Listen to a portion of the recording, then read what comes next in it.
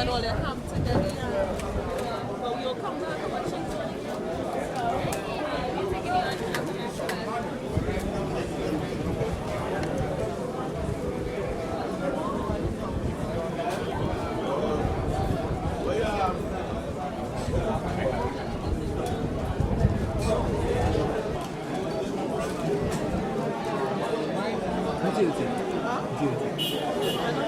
Is African.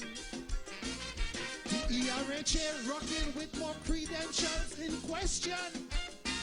But good honest Kaiso, sugar always want to ban. Love you, Skinnapat. Love you. Hey, ladies and gentlemen, we're moving along nice. We keep moving along nice.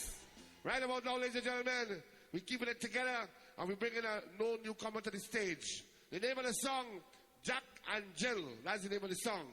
Jack and Jill, a son of the soil, one of the sweeter voices in the business. Let's welcome Sketty. Arriba, say yeah, yeah.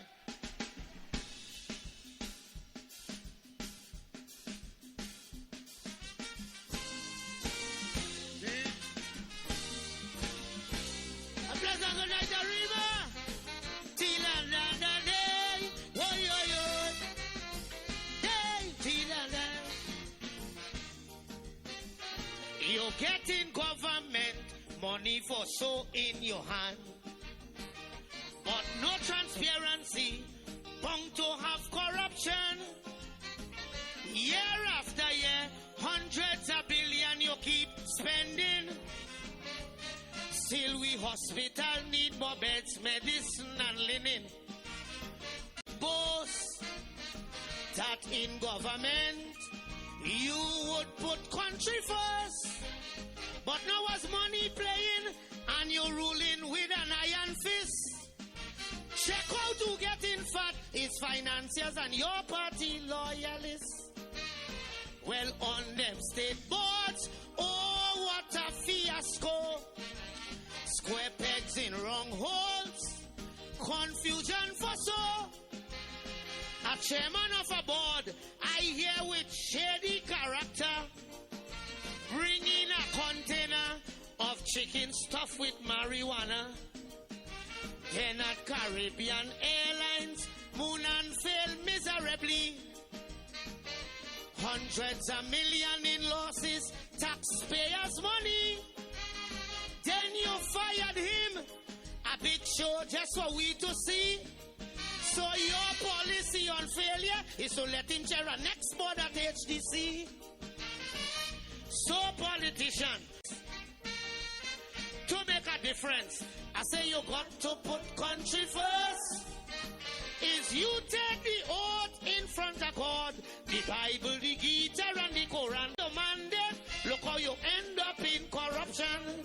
Still we children future at stake. We can't take no more misstep and mistake. If you can't practice the oath that you take, get out from a nation say. You see, Jack and Jill went up the hill. They said they could run me country. You know, Jack fell down and broke his crown because Jill. Well, I till I done. Why die? Till I done the day. Till I die. Till I die. Anything that Jack do wrong, he was always right in UNC. All you had him like a god, cause he controlled big money. If they say he in corruption, you saying, it is so. While the whole goddamn past 3 years, and now you're saying he was in racket. Woman, remember, you was the chief. But don't forget that the upholder, they say it's always worse than. Is Jack Money spending the election to kick Pande out? Then he spent more millions in 2010, east, west, north and south. And all the time he's spending he money on all you buy the lump sum. I never hear nobody questioning where he money comes someday. But now everybody pocket full, all you don't want no more Jack. But step and they must be laughing, at least you get one monkey off your back. So politicians, all you nation going in reverse. To make a difference, I say you got to put country first. One of you all to the halls, the hallowed halls of the Oilfield Workers Trade Union, our headquarters here, Paramount building. So please give yourselves a round of applause for being here this morning.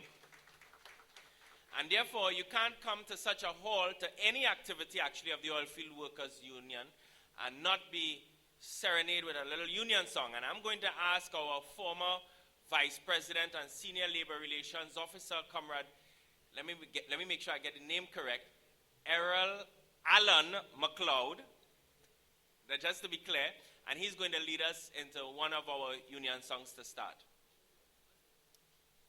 In union to our voices high, we'll join our hands in union strong to battle or to die. Hold the fort, for we are coming. Unionists, be strong. Side by side, we battle onward, victory will come. Fierce and long the battle rages, but we never fear. Help will come, help will come when help is needed. Share my comrades' strength. Hold the fort, for we are coming. Unionists, be strong. Side by side, we battle onward. Victory will come when those who labor hold the reins of power. When those who labor hold the reins of power. Oh, I would like to be in that number. When those who labor hold the reins of power. Yeah! When those who labor hold the reins of power. When those who labor hold the reins of power. Oh, I would like to be in that number. Oh, when the oh yeah, of power. Solidarity forever. Solidarity forever. Solidarity forever.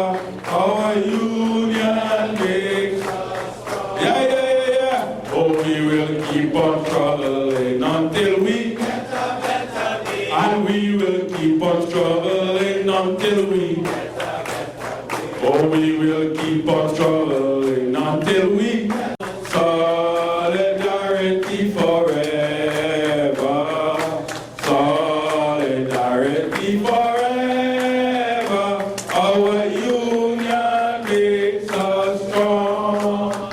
Oh, we will keep on struggling until we and we will keep on struggling until we oh, we will keep on struggling until we yeah. Our union makes us strong. Our union makes us strong. Yeah. Our union makes us strong. Our union makes us strong. Come on. Thank you very much, Comrade Alan McLeod. We can all have our seats for bringing some vibes in this very important people sector post-budget people sector breakfast forum. And when we were singing, we were saying our union makes us strong. And for the purpose, of course, of this particular event, and based on particular pronouncements in the budget, I would like to say that that union also includes the credit union movement. So our trade union and our credit union makes us strong. Let me have a round of applause for the credit union movement.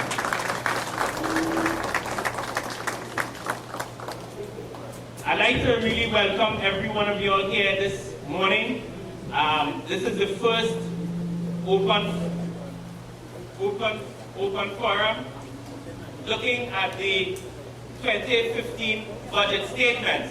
And I just want to recognize a few of us who are here this morning. I'd like to first recognize the Credit Union League and members of the various credit unions who are here with us this morning. Let us give them a round of applause.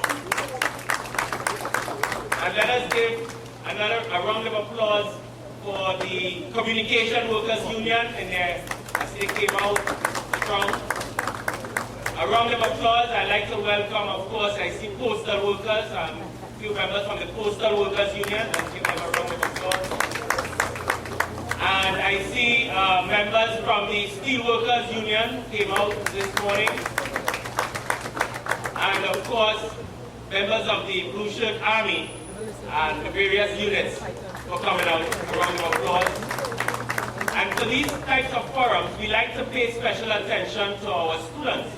Because when we're talking about deficit budget and deficit budgets for the last 4 or 5 years, at the end of the day, it is the young people who are going to have to pay that back. So I'm very happy that we have 2 schools who came out in their numbers this morning, and I really appreciate it. So let us give St. Joseph Convent San Fernando and Astra Girls are here as well. These 2 schools have always participated in these post-budget forums. And I want to particularly recognize them because one of the challenges, of course, is that school only reopened last week. Yes, last week Tuesday. So it was, and I know that the students would have now been coming back, teachers now get their schedules together, but they see the budget as an important exercise, and as students, they felt it necessary to understand the budget because, as we indicated, with deficit budgeting, it's going to be our students, when they enter the workplace, who will have to pay that back. The budget statement 2015, I would just like to say, as the chair of, my name is, by the way, Ozzy Warwick, Chief Education and Research Officer of the Oilfields Workers Trade Union. I just want to say in my just brief remarks as chairman that that budget 2015 really had no vision. Neither did it have any innovation. As a matter of fact, the Minister of Finance only referenced the innovation was about the budget itself in an opening salvo, and that was the end of it. Nothing new, same old, same old. It talks about empowering our people through sustained economic growth and prosperity. But and I think the panelists will analyze it in more details as to whether indeed there have been any strategy or any mention or measures that will ensure sustained economic growth. The other thing about budgets is that is the lack of connectivity with the ordinary people. Meaning, we all sat down yesterday either in front of the radio or in front of the television, and it's as though the country came to a standstill between 1:30 and 3:30, and then hardly anything that got done after because everybody's talking about the various measures. But there's no connection. We don't participate. We have no say in what comes out in this budget. And what is even worse, we don't even know what happened to the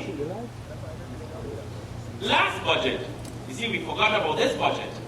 And the one before that, 2013, and the one before that, 2012. In other words, do we assess whether the statements made in the 2014 budget brought any benefit to Trinidad and Tobago in general, or to us as citizens individually? In other words, did it have an impact on our daily lives? How can we say that our lives have been improved? When we look at the last 3 years, between 2012, the budget was $54.6 billion with a deficit of 7.6. 2013, 58.4 with a deficit of 7.6 again. And then 2014 was 61.3 with a deficit of 6.3. So between 2012 and 2014, we've had $174.5 billion spent with a deficit of $21.5 billion. And now, this does not include when they go back to Parliament. You ever realize that that calculation is never factored in? So we hear now that this budget is $64.6 billion. But it didn't tell us when. That's $64.6 billion as read yesterday. What they don't tell us is how many times they might go back to Parliament for an additional. Can we say, as citizens, that all of this money, $175 billion odd, that our lives, that this has impacted on the working class? Can we really say that? Can we say that our lives feel better or we are happier? No, it's a question. Do we feel happier? Now, some people feel, I feel some people feel as yes. Do we feel happier? No. Do we feel that our lives have been improved? No. Do we feel that our standard of living is getting higher? No. I know that yes. No. And as a matter of fact, the other thing is you almost feel as though budget statements are now a major PR tool in any government's arsenal. So that I looked at the 2012, 2013, 2014 budget, and you know what I noticed? I'll just give one example. Point 14 hospital mentioned in 2012, going to start. Point 14 hospital mentioned in 2013, going to start.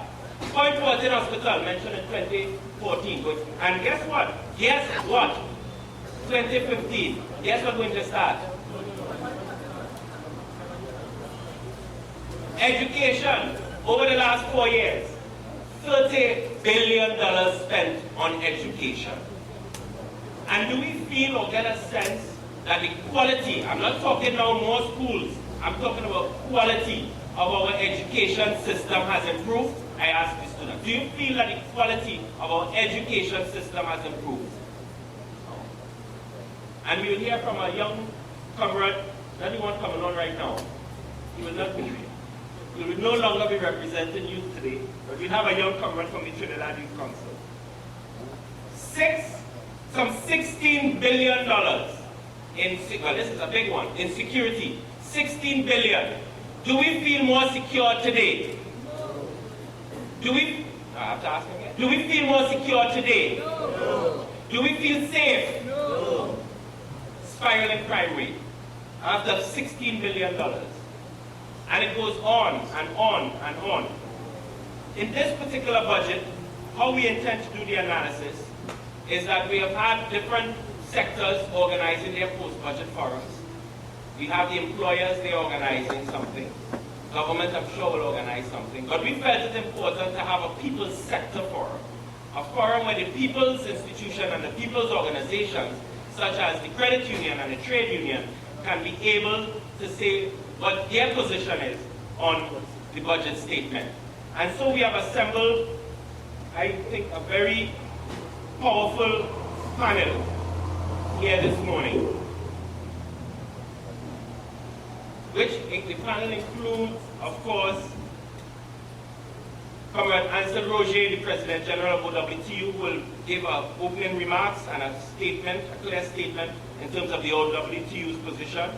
We have national commentator and renowned economist, Mrs. Indira Sajuan Ali, and of course the voice, sometimes he wears 3-4 hats, but today he has on his Credit Union League hat, the President of the Credit Union League. We have Comrade Joseph Remy, who will speak to that issue, and I think a lot of people will be very anxious to hear the League's position on that one sentence.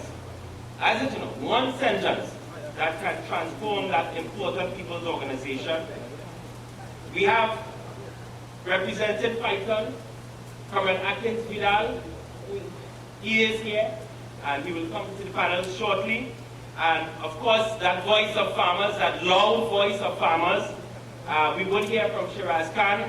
I'm sure he has a lot to say about the agriculture sector and the agricultural aspect of the budget. And Sean Nicholson, who will join us shortly from the Trinidad Youth Council, who will give us the youth perspective. So my colleague at the Education and Research Department, herself an economist. We have Comrade Rosa May Whittier, who will elaborate on labor's perspective on the budget. Too far away, so I left it. Did not see her. I do not want to spend more time with my chairman's remarks because you all came here to hear the analysis of the budget. So I will not spend any more time. I would like to introduce, to bring opening remarks, the President General of the Oilfield Workers Trade Union, who will give the OWTU's position on this, what I call, divide budget. Please join me in bringing on Comrade Anson Richard. Thank you very much, Comrade Ozzy Warwick, Chairman of this post-budget People's Sector Breakfast Forum here this morning. And comrades all, good morning. Good morning. Let me first start by recognizing all at the head table who in a short while are going to contribute to dissecting, explaining, relating in a most detailed way in which we can relate to and understand a major important economic statement that is made annually, but that which when it's made, it seems it does not be meant to understand by those to whom it matters. So I want to start first of all by recognizing our dear Education and Research Officer, Sister Rosa May Whittier.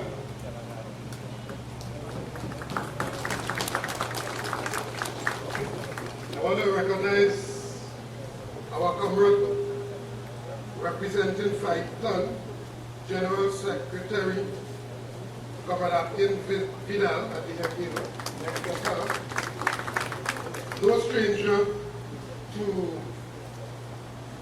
him is Comrade Shiraz Khan, Trinidad Unified Farmers Association, and of course, Comrade Joseph Remy, in his capacity this morning as the President of the Co-Operative Credit Union League. I also want to recognize what we would describe here in the OWTU as our sister and friend and comrade, Sister and Mrs. Indira Sijawan Ali, commentator and economist for the OWTU Union. Another name in blue. And permit me to also recognize Sister Diane Joseph, Chief Operating Officer of the Credit Union League of Trinidad and Tobago. Let me also, as I pay recognition to all of these important persons here this morning who will be contributing, permit me to also welcome in a special way all of the students, but in particular, I think it is important for me to pay special welcome to all of them individually, namely students of St. Joseph Convent, San Fernando, we welcome you. And we welcome students from Ashja College here in San Fernando. We welcome you. Naparima boys, we also welcome you. And in doing that, what in fact we are doing is welcoming into these halls the future of Trinidad and Tobago. And I did see the students are clapping and some of them singing while the union song was being sung. And that is a good sign of some measure of progress. That means something, certainly means something to us at the OWTU. And let me also welcome comrades from the Communication Workers Union. And welcome our comrades from the Postal Workers Union. And is it Fire steel workers union, and all the other comrades and colleagues that are expected to join us here throughout the morning in this very important and one might argue critical exercise. Let me first start by saying in a most clear, unambiguous way that the Oilfields Workers Trade Union is not happy or does not join the band of those who claim to be happy as a result of what was offered to the country yesterday. A lot has been said so far by a lot of commentators. But what we seek to do here on an annual basis is to really wade into the different parts of the budget, which really was represented in a type of statement, as I said, that was not meant to really be clear. And did you ever notice that it is half or three-quarter of what is said is not really clear to the nation? And so what people really listen to is the areas that directly impacts them immediately. So if gas prices, fuel prices increase, if new taxes, if they make some new allocation to, or increase in pension, or increase in the minimum wage, people listen to how people will be impacted one way or the other in terms of the budget. But what is not said, which is what we want to deal with here this morning, is the presentation. I want to start by saying here that the presentation I observed yesterday took on a different slant, quite apart from its normal way in not explaining it, took on a different slant. And let me tell you, when they make the budget statement is read, and they play on the minds of our citizens here, our 9-day wonder mentality, by the time we get through to all of the analysis and so on, people really lost interest, and then they go ahead, and then the vote is taken in the parliament, and then the ayes have it, and then it's a done deal. So then you can rest assured from now, based on the historical approach to the budget in Trinidad and Tobago, that it's a done deal already, because they have the majority and the system of governance allows them to say, yeah, and that's it.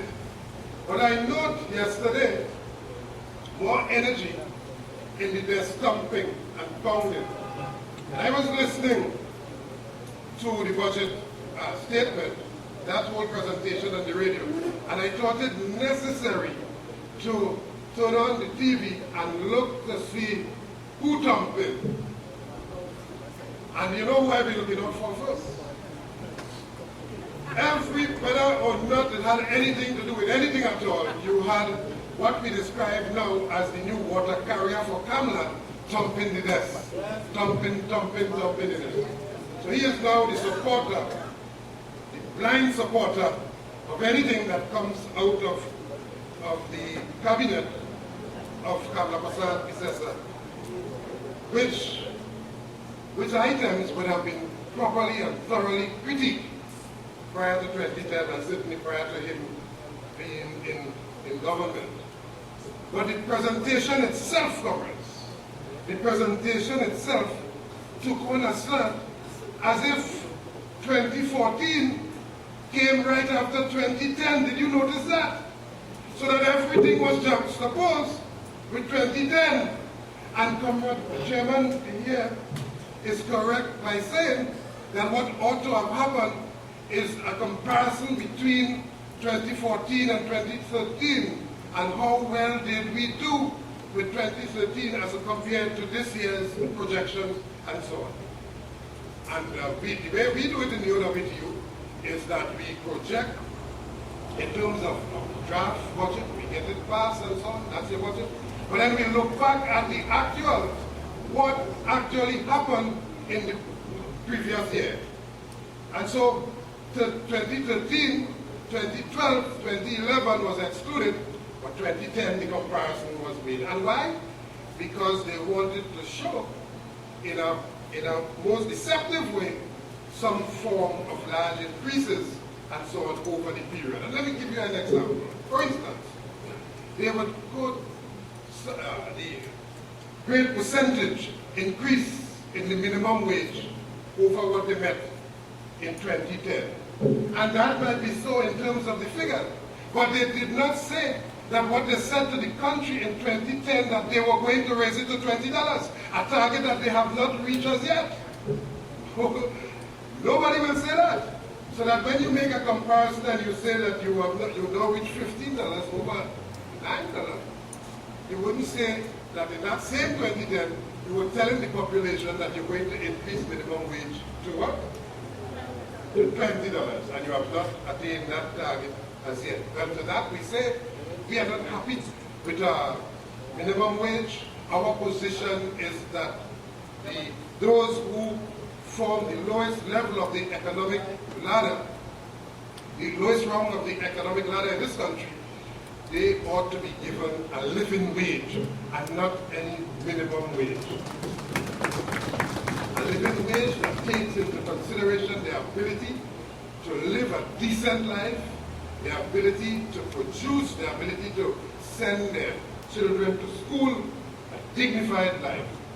And no $15, which falls far from where they had promised the population, is going to cut it.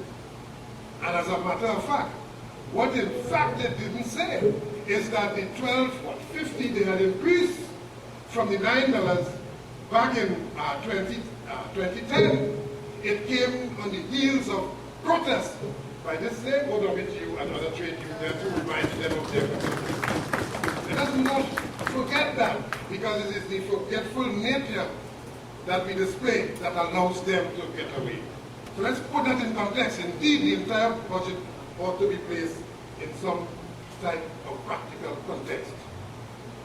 And so the issue of increases in pension, of course, a $500, and nobody who is in dire straits, and you know for a fact that our elderly, they are in dire straits in terms of where they are right now, their ability to meet their daily needs and so on, financially and otherwise, that a $500 would be accepted. But that is not enough. That is not nearly enough. When you compare what they went to the Parliament with recently in terms of adjustments in their own pensions, doling out of $500 is absurd to say the least.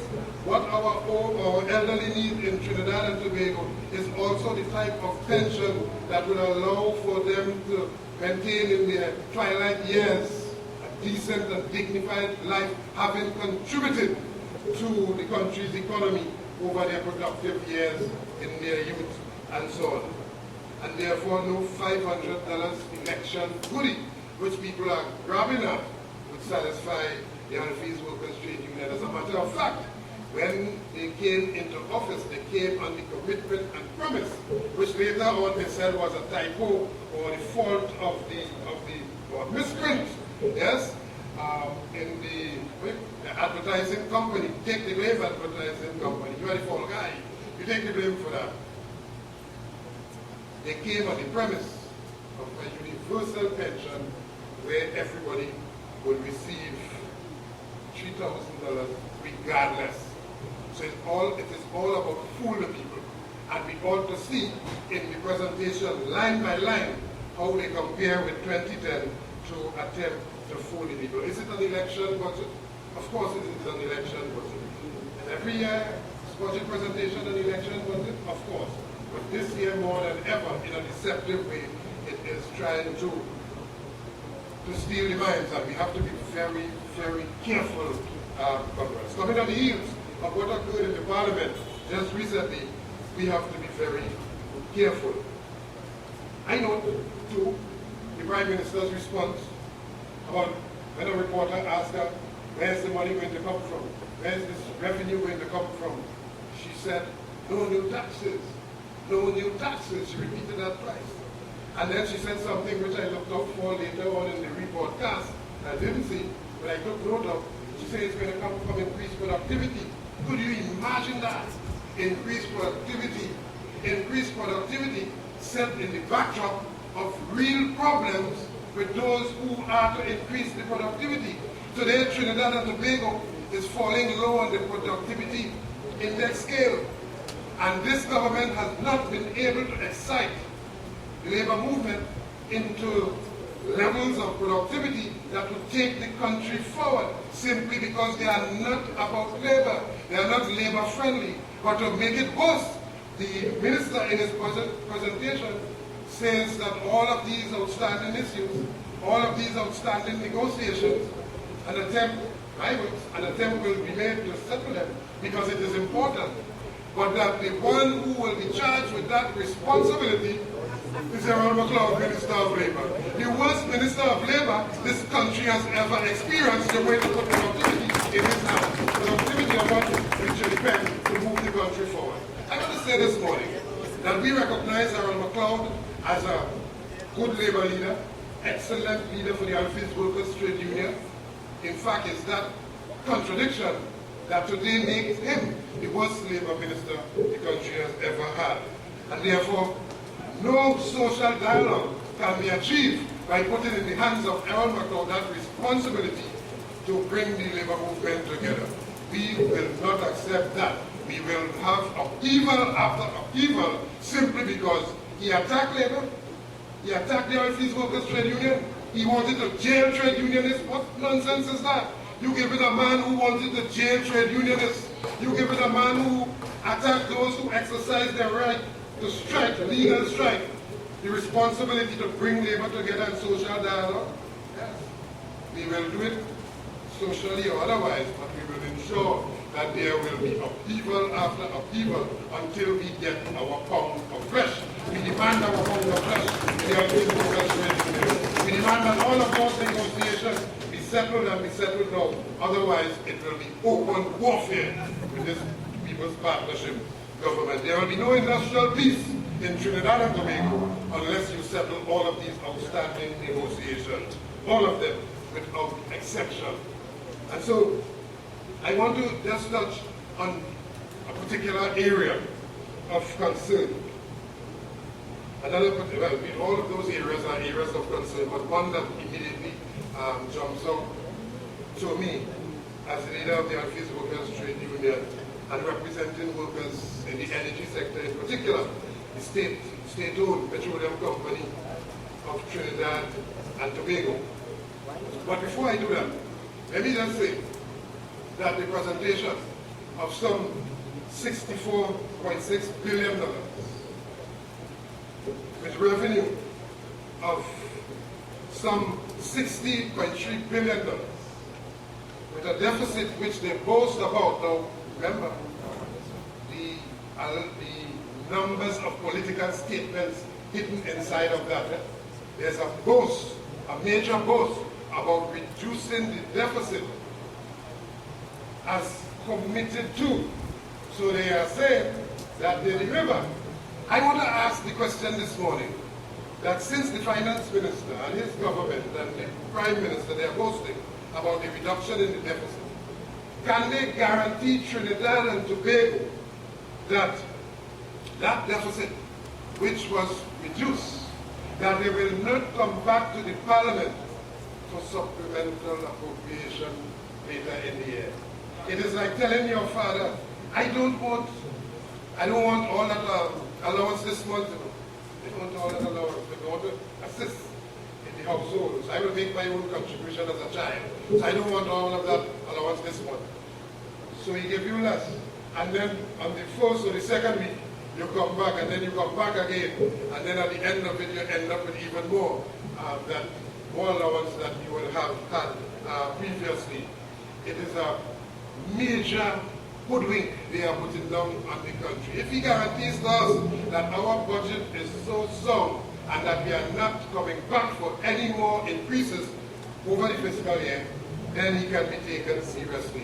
But with this government, nothing can be taken serious in terms of what they say. They say one thing and do something else.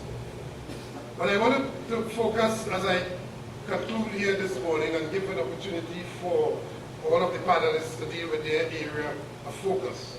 I want to focus on the energy sector, and in particular on the contribution of the state-owned petroleum company of Trinidad and Tobago, its contribution to that sector.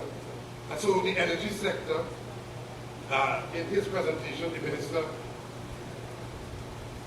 mentioned that some $21 billion plus is coming from the energy sector. But did you know out of that 21 billion, approximately just about 1/4 of that comes from Petroleum Company of Trinidad and Tobago. Petroleum contributes some, well, in its days, not too long ago, contributed some $5 billion to the national treasury in terms of taxes and royalties and so on. So 1/4 of the contribution coming from the energy sector comes from Petrotrin. That allocation could take care of the allocation for health. So that some $5 billion, which is the allocation for health, comes from Petrotrin. But then, did he say, what is the current position, what is the current state of this pillar of the energy sector that's supposed to deliver 1/4 of its revenue? Petrotrin today is in an abysmal state. It cannot make its contribution to the national treasury simply because of the high levels of politics and politicking and so on, and the political appointments in Petrotrin. You have, today as we speak, you have many plants down in the refinery. You are purchasing products when you're supposed to be producing it. So that when you talk about the revenue stream coming from an important sector, an important area of the economy, that does not happen. And do we hold those accountable? Of course not, because the one who is reading the budget, it is his friends who are in charge of this important sector. So picture this, that if Petrotrin cannot make its contribution, whither goes the expectation of raising some $21 billion in revenue coming from the energy sector? And what do? We pay very little significance or importance to what occurs there. We leave it to them to do as they please. Petrotrin today could be facing major public liability, the extent to which could wipe it off the national map, simply because of those who are in the management expose the environment, expose people to high risk and so on, and to the whole issue of risk in terms of their health and safety. And we are saying in the Oilfields Workers Trade Union that they are not serious. Today you have a chairman of one of the most critical state enterprise, indeed the most critical state enterprise, that knows absolutely nothing about that state enterprise, but only facilitate the bringing in of top personnel in top management positions for which they are neither qualified nor competent, and displays absolutely no contribution to the upliftment of that company. And of course you have a retiree running Petrotrin in his final years in the company. He ran the company down. That's the current president of Petrotrin. And now he is in he has been given a contract of 2 years to continue the job of running it down. Nobody is speaking. The minister did not speak. And if he did, I did not hear because he didn't speak loud enough about the whole question of the viability and the progress and the turning around of those state enterprises in a way that would have them make their contribution to Trinidad and Tobago. But you know what? He cannot, because of how it is configured and so on. And I want to say that we in the Oilfields Workers Trade Union, recognizing all of that, recognizing that we possess the institutional knowledge to turn that company around, we went to the Prime Minister herself to talk about Petrotrin, the state of Petrotrin, and the urgent need to turn it around. We went to the President of the Republic, Mr. Powers that I have and Powers that I don't, himself. Well, Prime Minister is no talk in a most arrogant and disrespectful way. Dismiss that. President, the opposite. Only talk and no action. Did absolutely nothing. Both of them to address the situation at Trinidad. Today, we are witnessing headlines and headlines of a failing state enterprise that continue to put at risk the public. Why am I saying this in this budget presentation? It is because it contributes enormously, or has the potential to contribute enormously to the national budget, and it is not making its contribution. And that is one state enterprise that I held out for mention. So it is important, comrades, that as we talk about this budget, as we dissect all of the sector, it's important we look at how we're raising this money to be able to finance what they call a decreasing deficit, for which they boast so loudly. And then, of course, I would like the panel to address one other area from my own understanding.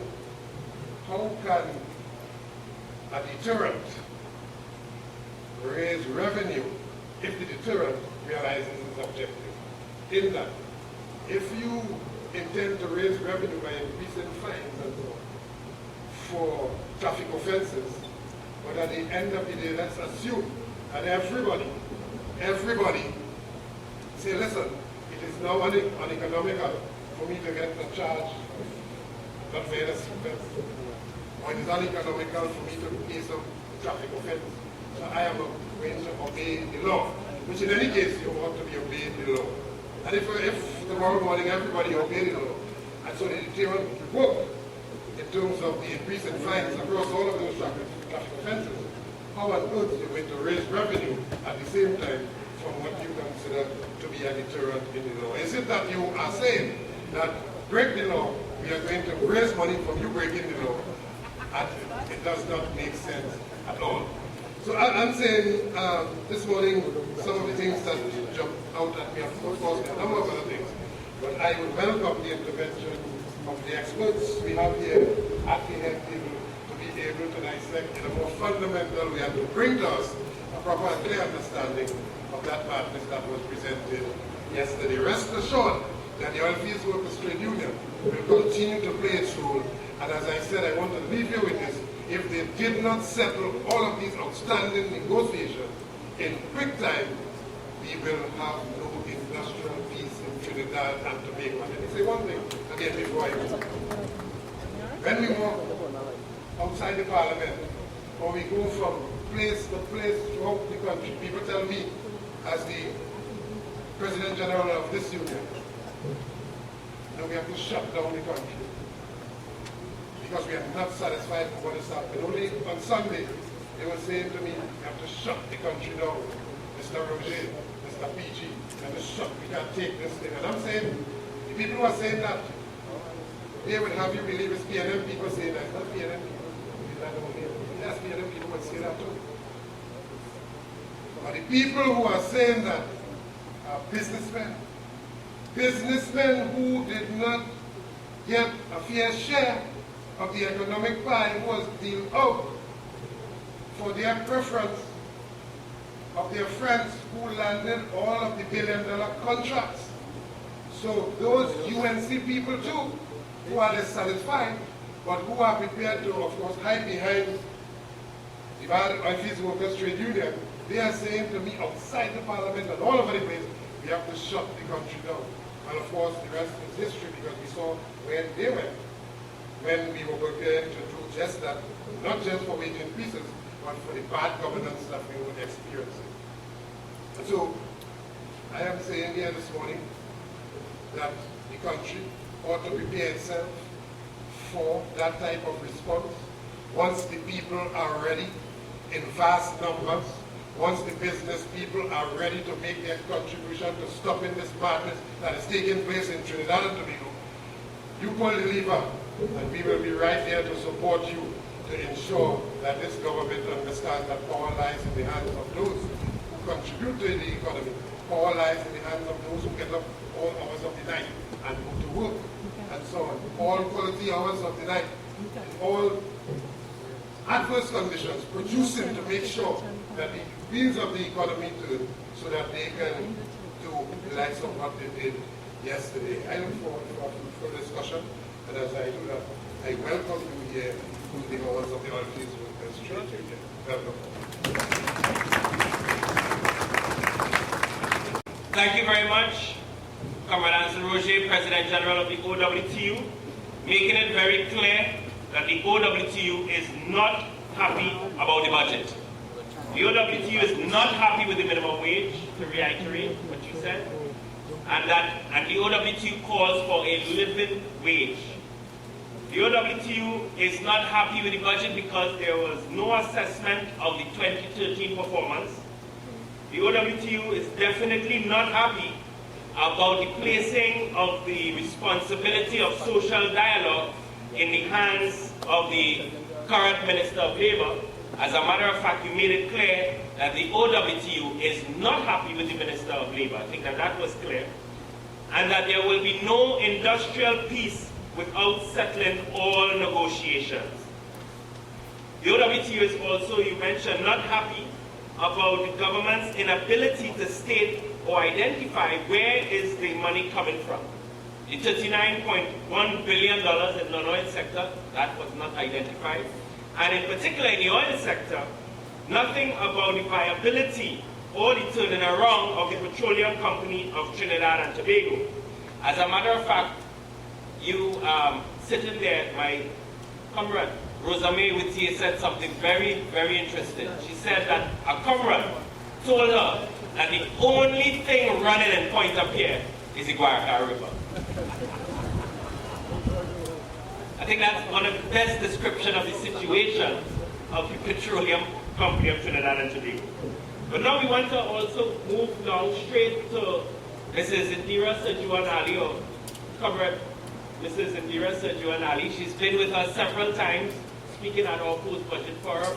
So we really welcome her analysis of the 2015 budget statement. Let's give her a round of applause.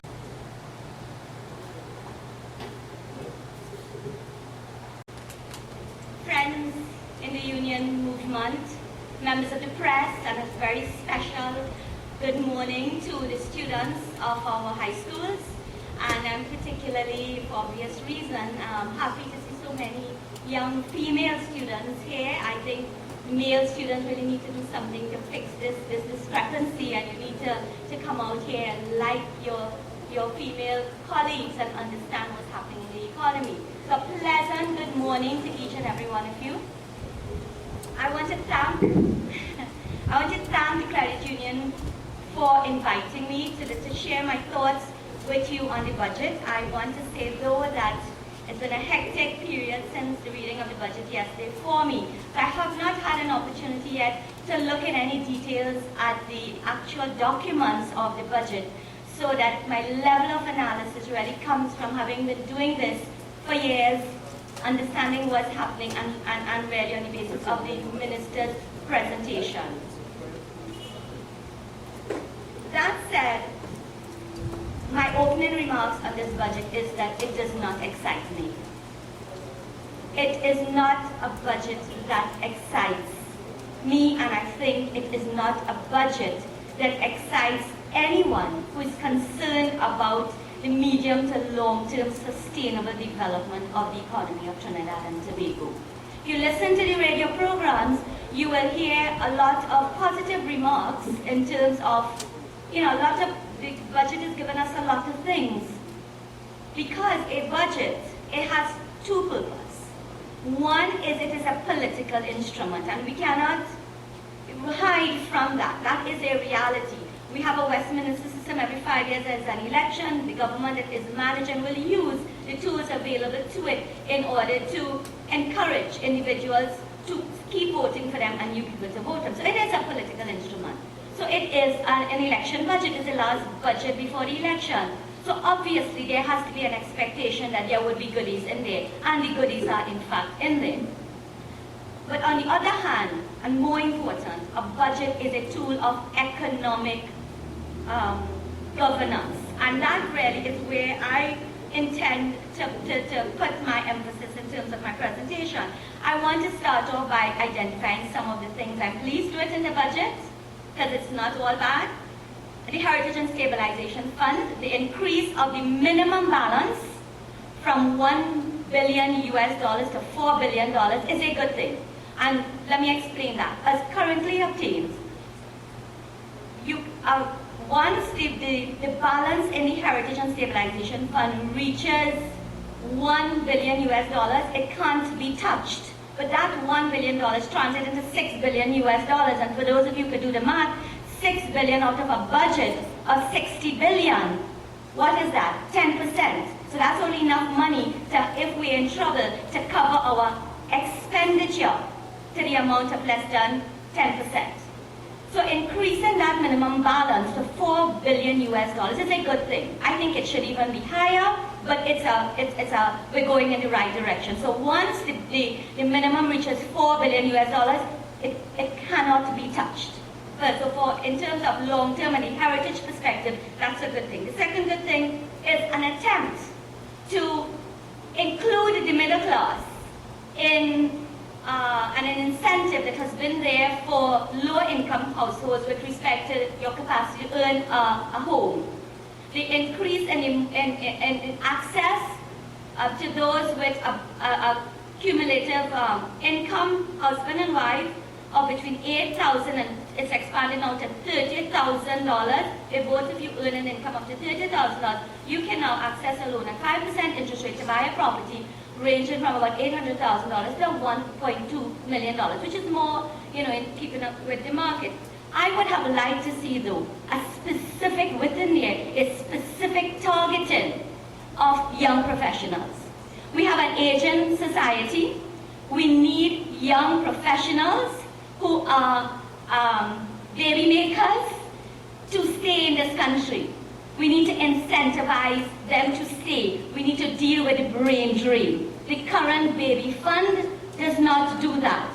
You need to provide something meaningful. I would have liked to see the minister provide to young professionals, maybe between the ages of 21 and 30, a subsidized interest rate to be able to purchase a home starting at 2%, give them that for about 5 years, and then over the next 5 years, allow it to scale up to market rate. Within 10 years, in a good place, they could then go off and buy a second property. But that would, in my view, go simultaneously with a PP arrangement between government and private sector in terms of putting in infrastructure targeting that particular group. The Savannah Villas model is, I believe, a good one to be duplicated throughout this country, allowing them access to that.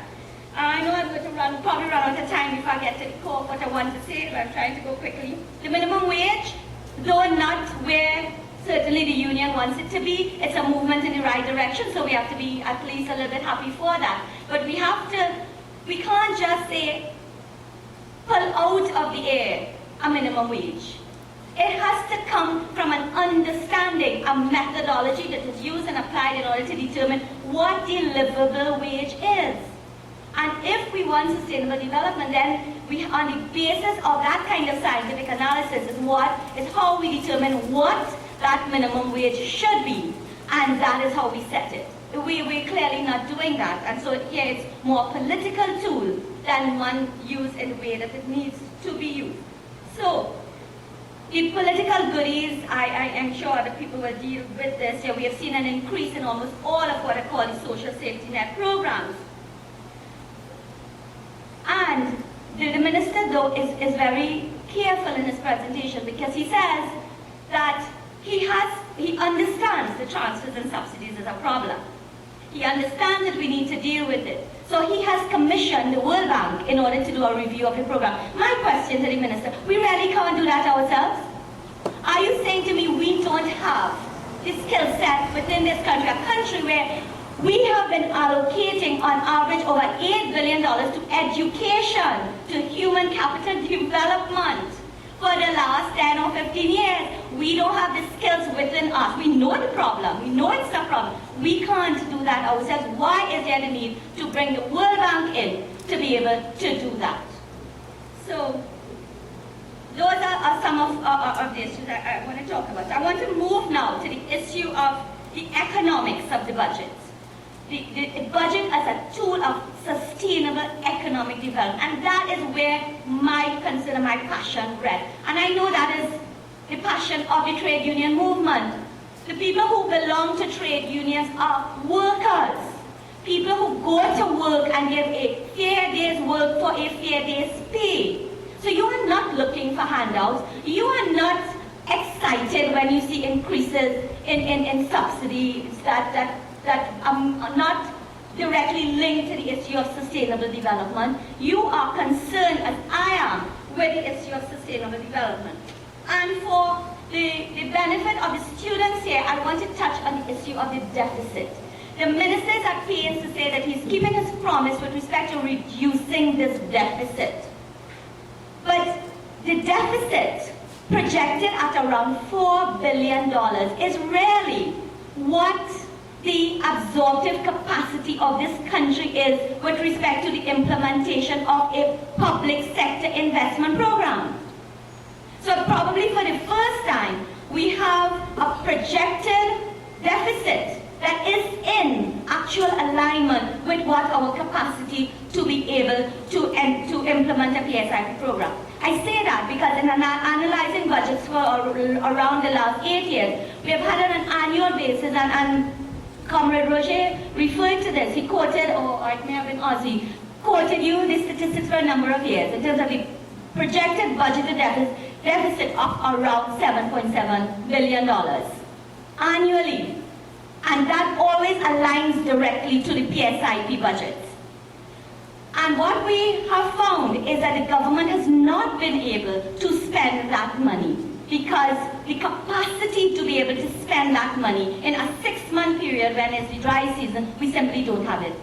So that is one of the issues to me that's accounted for. The second issue has to do with the increase in revenue. In 2010, following the global crisis, for example, our revenue fell drastically because of the fall in the price of oil and gas. What we are seeing now is that this sector, particularly, is now ramping up back in terms of bringing production levels up, as well as there's been expansion, and as well we have robust prices of oil and gas. Well, it's not as robust as it was pre the crisis, but quite robust. So that what we are seeing is that we have the revenue stream increasing significantly, so that government is now earning the money to be able to almost afford a budget of around $64 billion. So it is not that there has been directed effort at diversification, at increasing the productivity and the growth of alternative sectors. And I will use the statistics to help you to understand this. The projected revenue in this budget is about $60 billion. Out of that, the oil sector will provide $21 billion. The non-energy sector will provide $39 billion. The minister doesn't tell us, out of that $39 billion, how much is revenue from taxes. We need to understand, that's why we really need to go to the documents and hope that the information is there. Because a large chunk of that 39 will be from taxes. And what's left will be the income that is coming from the non-energy sector. We know that the financial services sector is the only one that has been growing. So what of manufacturing, tourism, creative industries, maritime services, and the rest of the new growth sectors that have been identified as the focus for diversifying the economic base of Trinidad and Tobago, where we have on an annual basis, through this instrument of the budget, been allocated monies via special purpose vehicles to support the growth and development of these sectors. Go to the review of the economy 2013. I've not yet looked at the recent one that came out with this budget, but the information in there will tell you that every sector that I have just identified have been on the decline. They have all been declining. So we know that the revenues are not coming there. And what that tells us is that diversification continues 52 years after independence to be good old talk.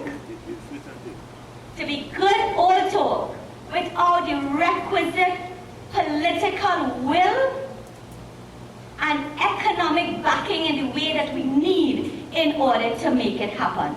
I know Shiraz will want to do a deal with agriculture, so I'll try not to talk about it. But let me use an example to make the point. Let's take yachting. Now, so what this budget does, and that's why it does not excite me, because it simply rehashes what I have been hearing for years and years with respect to all of these sectors. We have packages of incentives that are on the books for all of them. The only thing the minister did this year was in some instances to increase those very incentives. Those very incentives which have not translated into increased growth of these sectors. So he has increased it and he's done some things in there. So let's take yachting as the example. That's identified under the marine category as a new growth sector. That sector has been on the decline. It has declined by well over 25%. The number of yachts coming into our port have significantly declined for a number of reasons. Government bureaucracy being one of the key issues. In this budget, the minister speaks of setting up a program at the UTT to train people how to build yachts. What is the basis on which we are doing that is the question that I have. And I ask, is there the demand for yachts? Can we compete with those who have been doing it for years and doing it effectively and efficiently? Can we do it at a scale in order to do it competitively? I don't have the answer for that. But I bet you the Minister of Finance don't have it either. And this applies to every single new growth sector identified in the government. And I say that without fear or favor. Agriculture, another case in point, there has been a little bit of growth. And the minister was at pains to tell us he has increased production in agriculture. But where are you going? Is it translating into increased incomes, real incomes for farmers? Is it linked to an agro-processing drive? Can the producers of pepper sauce in Trinidad and Tobago, no 4 years into this administration, however much years into the other one, get their supply of peppers, hot peppers, from the local pepper industry where we boast of having some of the hottest peppers in the world? And the answer to that is no. So they import pepper mash in order to have an agro-processing industry, pepper sauce industry. The cocoa industry, I'll leave any rest of agriculture for you, okay? I'm leaving it. But let me talk about cocoa, just a little something, in terms of the incentives and the alignment.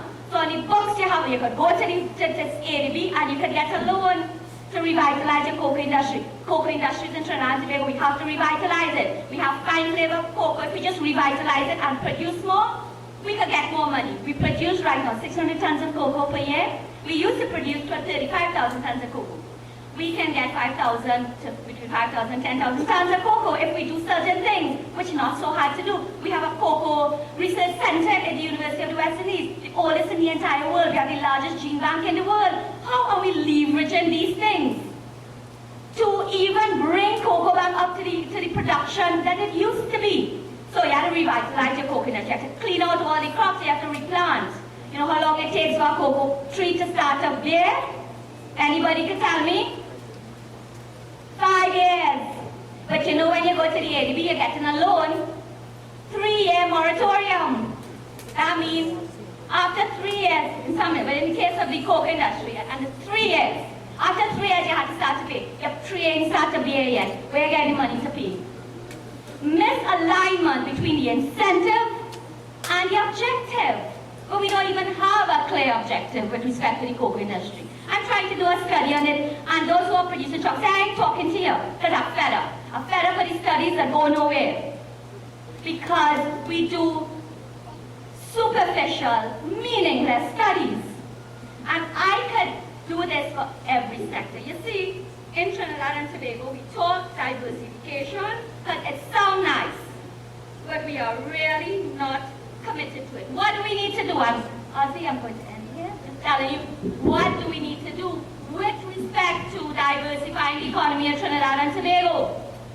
We need to stop the old talk and start the hard work. That's what we need to do. We have to start with the end in mind. It can't just be about saying these are the sectors that we are going to grow in and then superficially do very little to have it happen.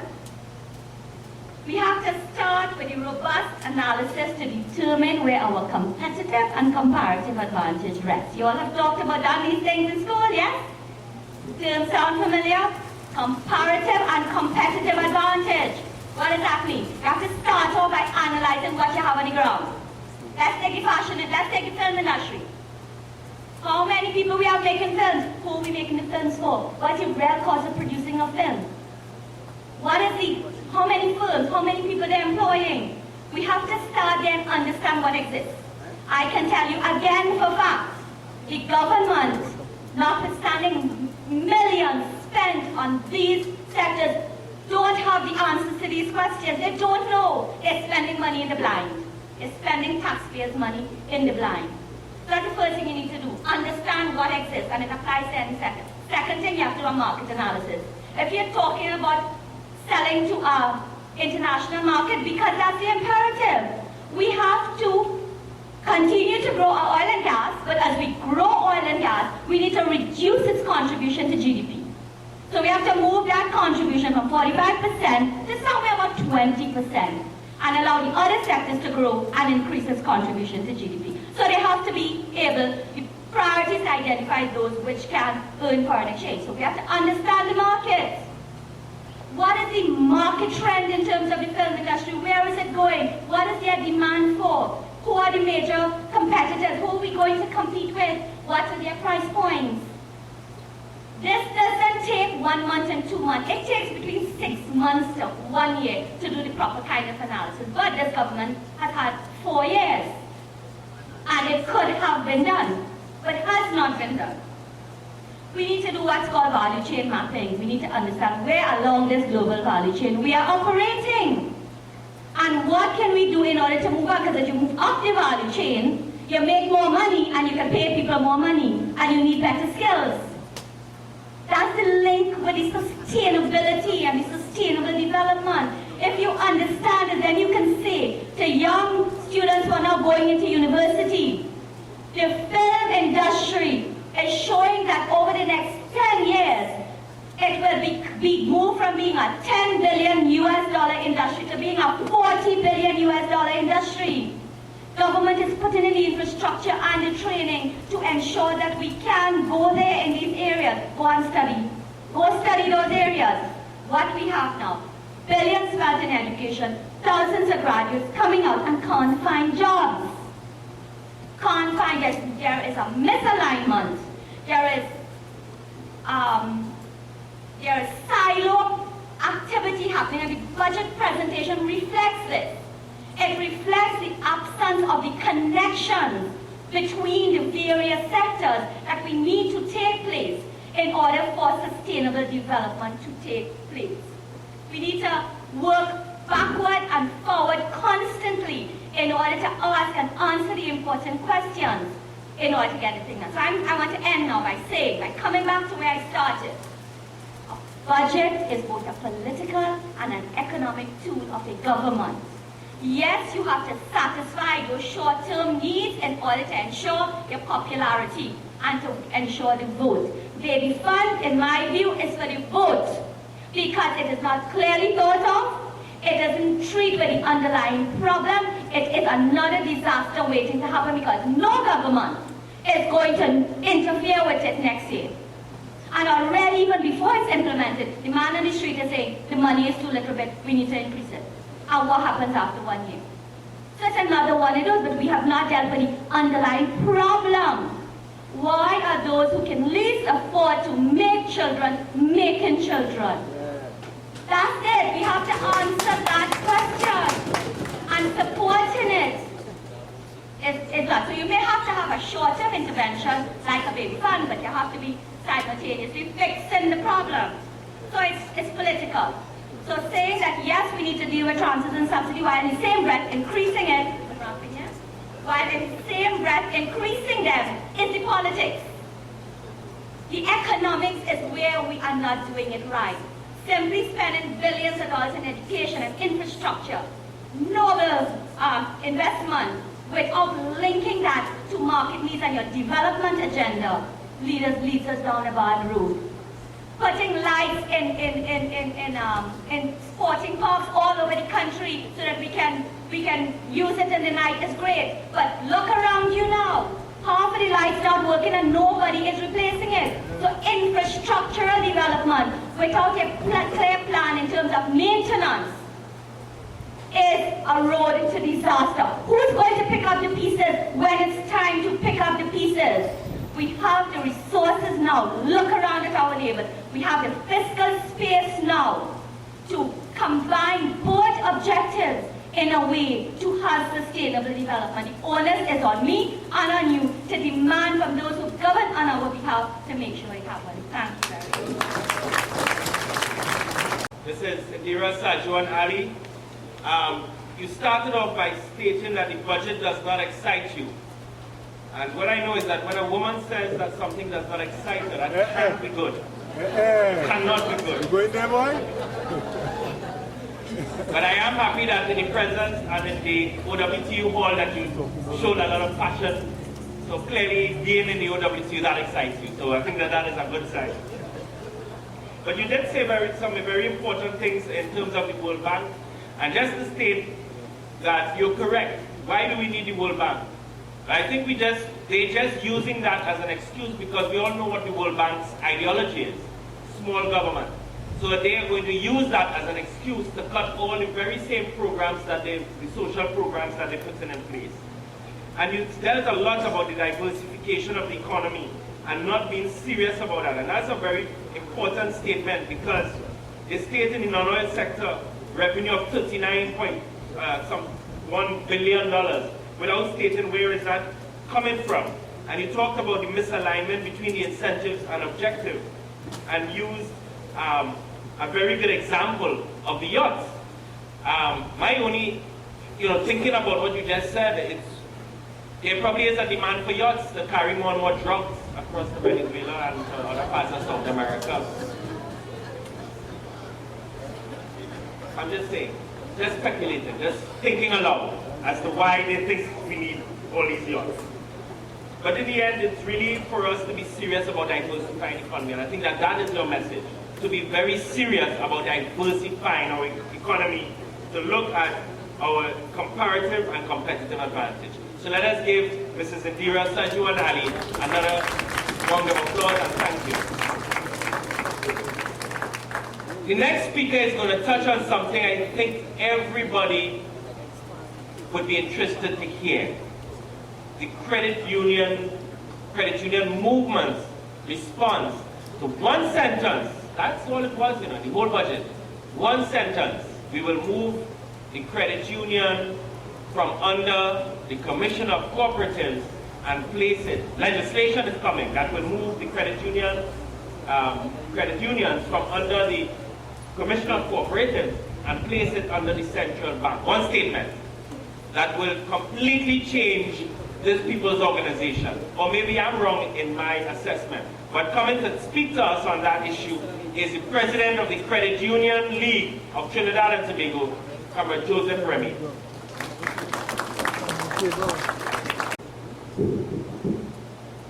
Let me say a special good morning to the members of the head table, PG, Roger, Mr. Indira Sajuan Ali, Kamanaji, Rosa, Shiraz, Atkins, and Sean.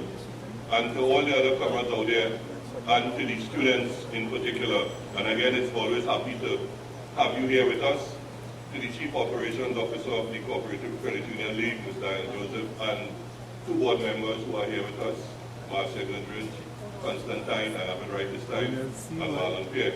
And to all the other members of the Cooperative Credit Union family and the Trade Union family, welcome. And let me just say straight off that Indira said the budget does not excite her.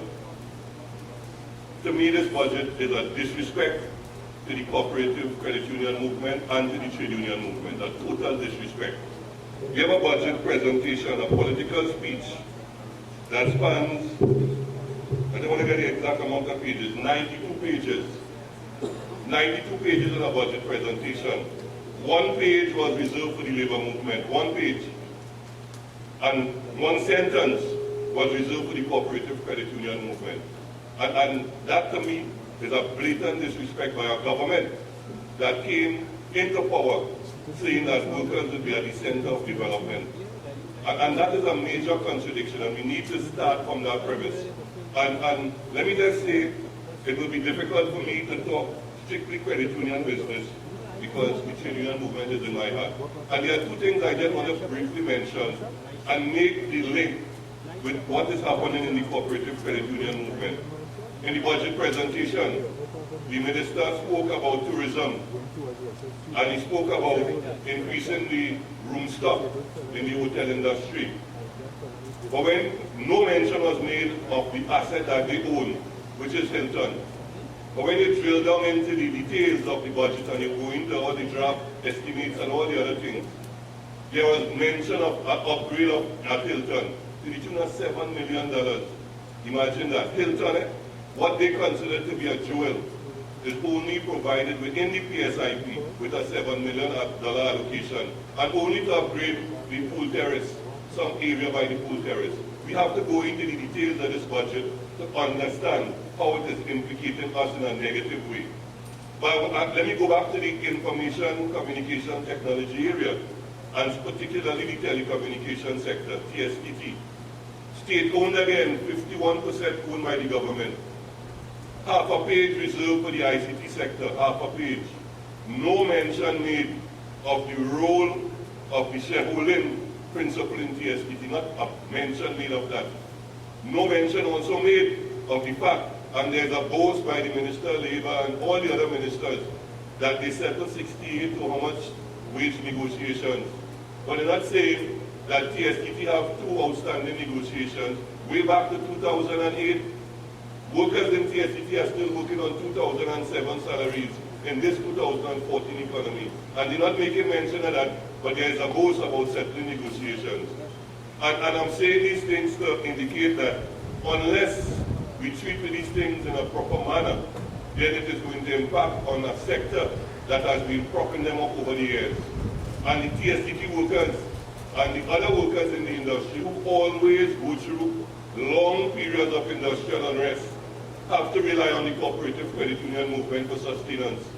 And we don't understand that. And I just want to make a plea today to the both movements. It's about time that we coalesce. It's about time that we come together as a people sector, as a people movement to stave off this blatant approach by the government to destroy us. We have to make this clarion call now. The trade union movement must join with the cooperative credit union movement to stave off the debilitating impact that this credit union bill is going to have on this people's sector. Because in times of need, we all rely on the credit union to prop us up. In time of economic downturn, the only sector, the only part of the economy that has been thriving and was able to pay a particular kind of dividends to its members was the cooperative credit union movement. It provided a buffer to all of us in 2008, 2009, 2010, when the world was in an economic downturn. And we must ensure that we protect it with our lives, with our hearts, with our minds, with our souls. Because if this thing continues as it is going, then there will be no cooperative credit union movement. And it starts from a fundamental principle position. The government sees credit unions not as cooperatives.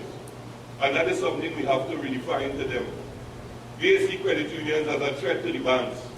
And as such, they will do whatever is necessary in their power to destroy credit unions.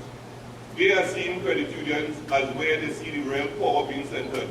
And we have to understand that the Prime Minister keeps talking about power to the people. But economic power lies in the hands of ordinary citizens who are members, owners, and shareholders of the cooperative credit union movement. And that is the kind of power we must demonstrate and display in a fundamental way to this government and to all other governments, because successive governments have disrespected the cooperative credit union movement. Let us look around in all the other institutions where there are representations on state boards and representations on all other national entities.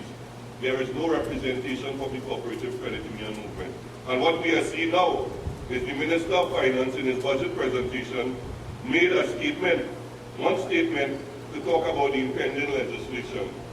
We have been in discussion with the Minister, trying to point out to him the negative impact that this legislation is going to have on the cooperative credit union movement. And we did our own analysis, and we came up with certain preliminary findings. And what we would want to say up front is that cooperatives, and I keep using the word cooperative because there's a tendency in Trinidad and Tobago to detach the cooperatives from credit unions. And we must never do that. That is the mistake we are making. And once we continue to make that mistake, they will continue to treat us like financial, out-and-out financial institutions. We are grounded on some principles. It's a value-based institution that drives itself on a particular kind of principle. And we don't operate strictly for profit.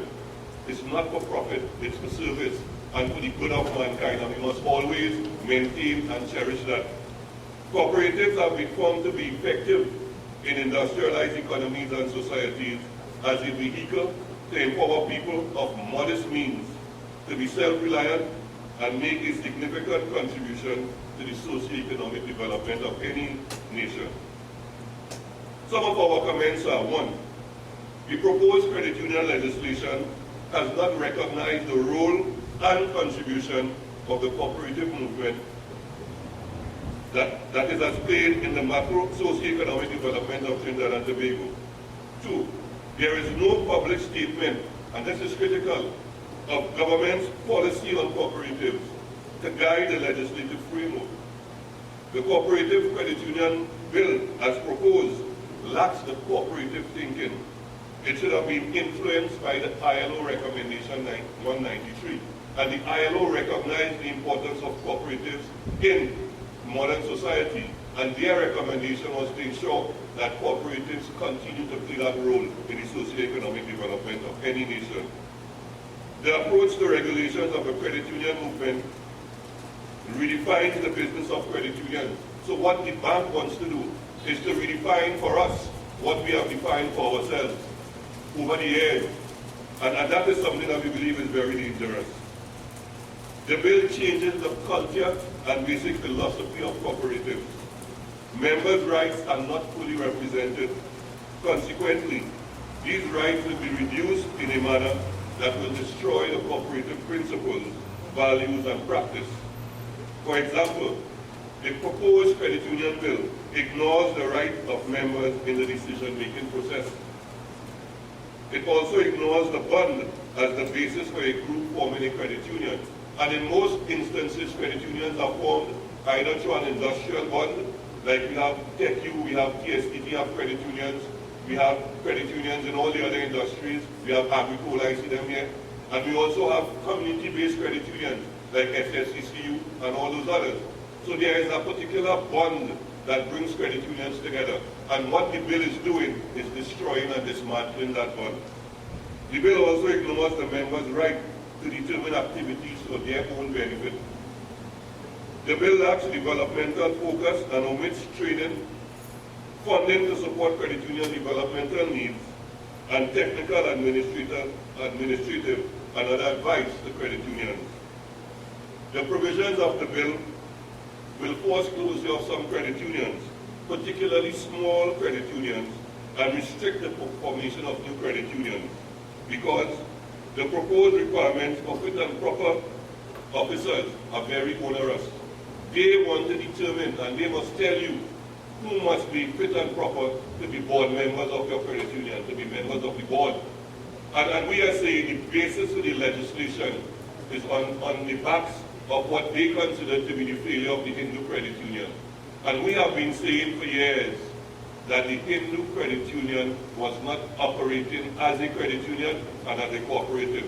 And the Coleman report has vindicated us in our assessment, and it has said that over the years, based on all the wrongdoings that were taking place, the previous government, and we don't spare no government in our criticism, the previous government engaged in political manipulation to prevent the Hindu credit union from being regulated by the then Commissioner of Cooperatives.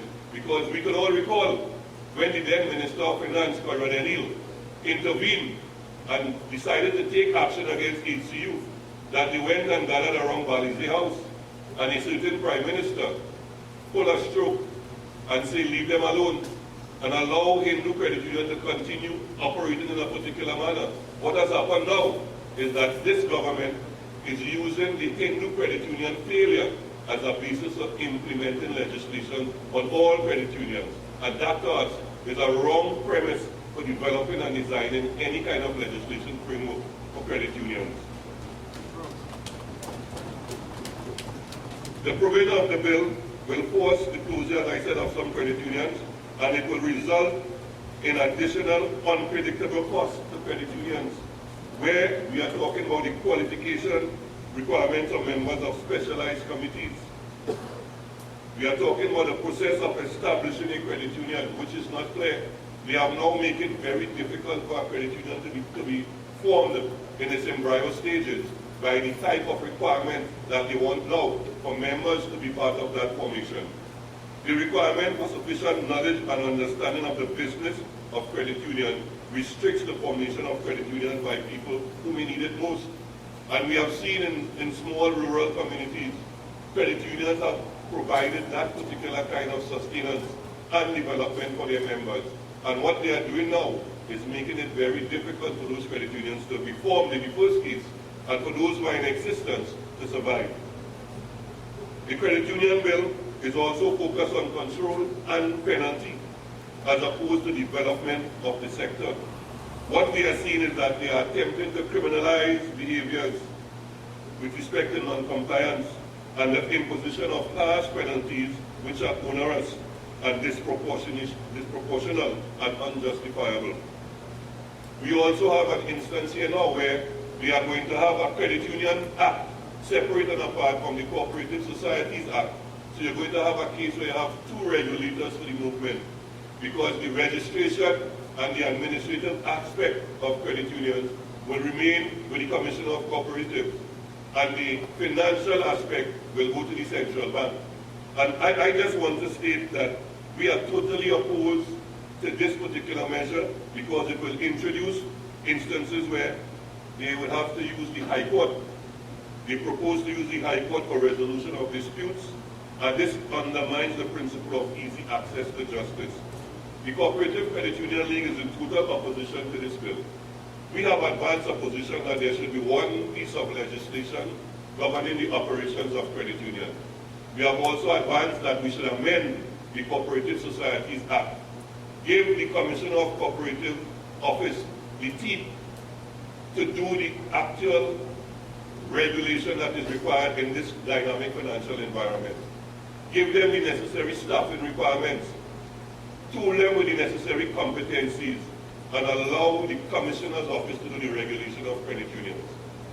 If we allow the credit unions to be regulated under the central bank, then the whole ethos of what credit union represents, the whole philosophy of our ownership and our shareholding democracy is going to be destroyed. No longer would we be in charge of our own economic destiny, because over the years, when the trade union movement have fought hard and long to bring increased and added benefits to our members, they invest in the credit union movement. And what they do is that they are seeing now that with a membership base of over 500,000 members and an asset base of over $12 billion, they believe that this is not something that should remain in the hands of ordinary people. But we have demonstrated over the years that ordinary people are capable of managing their business effectively, efficiently, and in our best interest. We are the bedrock of the stability of the society, the trade union movement and the cooperative credit union movement. And we believe now is the time for us to band together in the true spirit of solidarity, in the true spirit of cooperation among cooperators, and challenge this credit union bill, because the day that we allow this bill to be implemented, it is going to see the destruction of one of the fundamental pillars of the people's sector in Trinidad and Tobago. And from us all, credit unionists, students, most of your parents would have been able to send you to school using their savings in credit unions and using loans that they would have borrowed from credit unions. We build this society around the principle of cooperation, around the principle of collectivism. What we are seeing now is a trend to move this society away on the materialistic path to individualism. And we must stand up strong and challenge that. The future lies in your hands, and we would really like to see a particular kind of position adopted where we all band together and challenge this cooperative, this credit union bill that is being proposed by the Minister of Finance. We again want to say the trade union movement, the cooperative credit union should come together as one movement, speaking with one voice. Thank you, and enjoy the balance of the morning.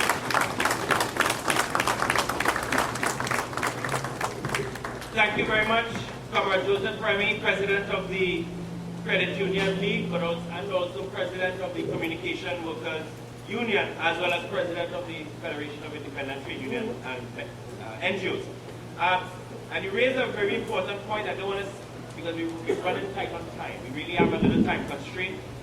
Just your point about the detaching credit unions from cooperative and moving away from the grounded and the philosophy is very important, because what in fact it is, this bill is a capitalist attack, in that in capitalism, one of the two characteristics of capitalism, one is monopolization. In other words, you have a credit union movement where they have over 140 credit unions, including community credit unions.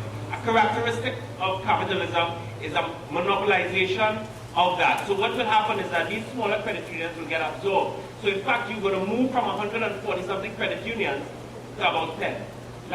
Just like the banking sector. And the other key characteristic of capitalism is ownership of capital. Unlike banks, the owner of the banks are really the big shareholders. Whereas with credit unions, every ordinary member is an owner and shareholder.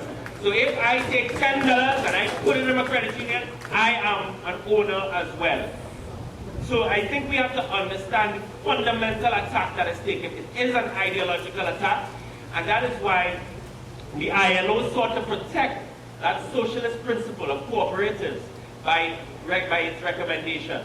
But you have a neoliberal government who will attempt to take away those gains and literally shift us completely into a neoliberal economy where even the cooperatives and credit unions as concepts and as philosophical approaches to savings will be shifted towards, of course, banks. And we all know where that goes. So thank you very much, Comrade Remy, for keeping that alive. And the key message is a unity between the trade union movement and the credit union cooperative movement, because they are the last bastion of people's organization. They are probably the last institutions of socialist principles. Thank you very much. Our next speaker is the General Secretary of the Federation of Independent Trade Union and NGOs. That is Comrade Akins Vidal. So let's bring him on. Let's join him. Let's join our hands, put our hands together to bring him on to give the vital position. And the chair is going to start getting really strict with time. Good morning. Good morning to everyone, in particular fellow members of the head table, comrades in the trade union movement, members of the media, and students who are here with us this morning. Let me just say to you, Chair, that it is almost impossible for me not to be shorter than Comrade. Yeah? And I will try as well to keep my presentation brief. Okay? I think that for us in Python, there are a few things that I want to try to deal with. I want to deal with, firstly, Python's framework for how we see budgeting. I will look at my own assessment of that presentation that was made yesterday, and then I will try to look at some of the specific line items and see, in the same way that several other speakers have, and those to come will, look at some of the specifics in a little more detail.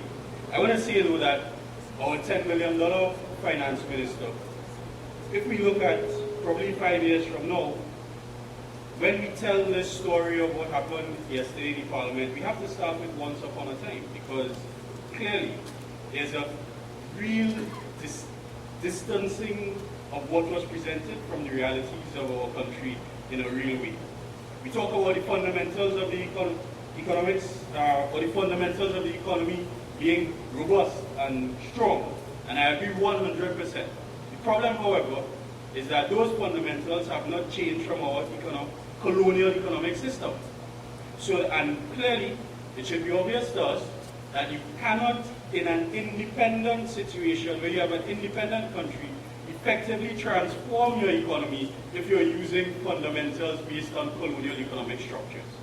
And that is why we're having these gaps as we roll out economic or budget year after year after year, and we tend not to address some of the transformative issues, and we continue to engage in Santa Claus budgets of give, give, give, and if you're a good boy or a good girl, then you get something on the list when the minister reads his budget. So let me just firstly, when we as Python do budget presentations, we try to contextualize it in terms of what is happening in the country.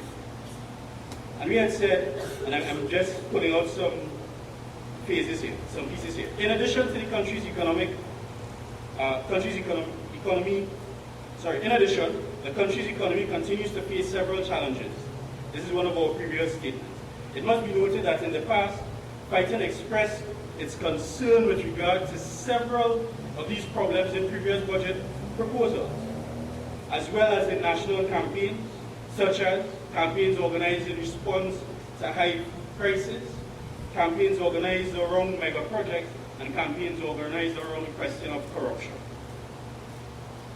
With these warnings heeded, we would be in a significantly different position now in 2014.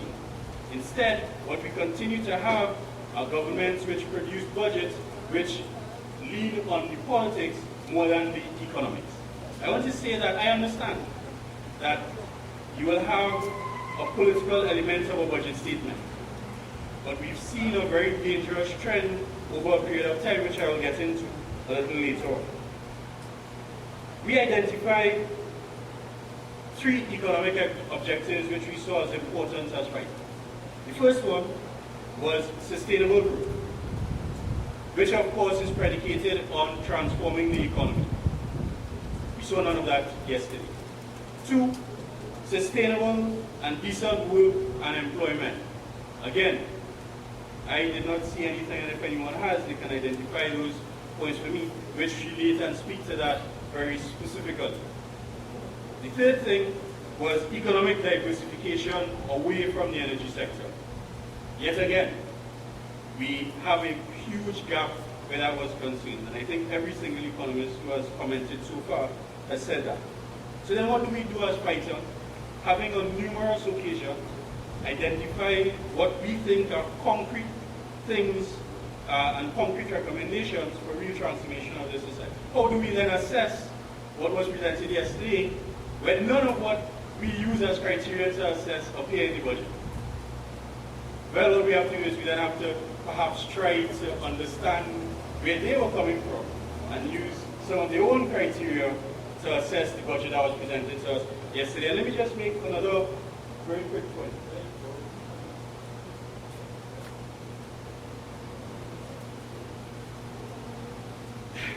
Right, so you heard Dr. Sergio and Ali say that she had not had the time to review the documents for the budget.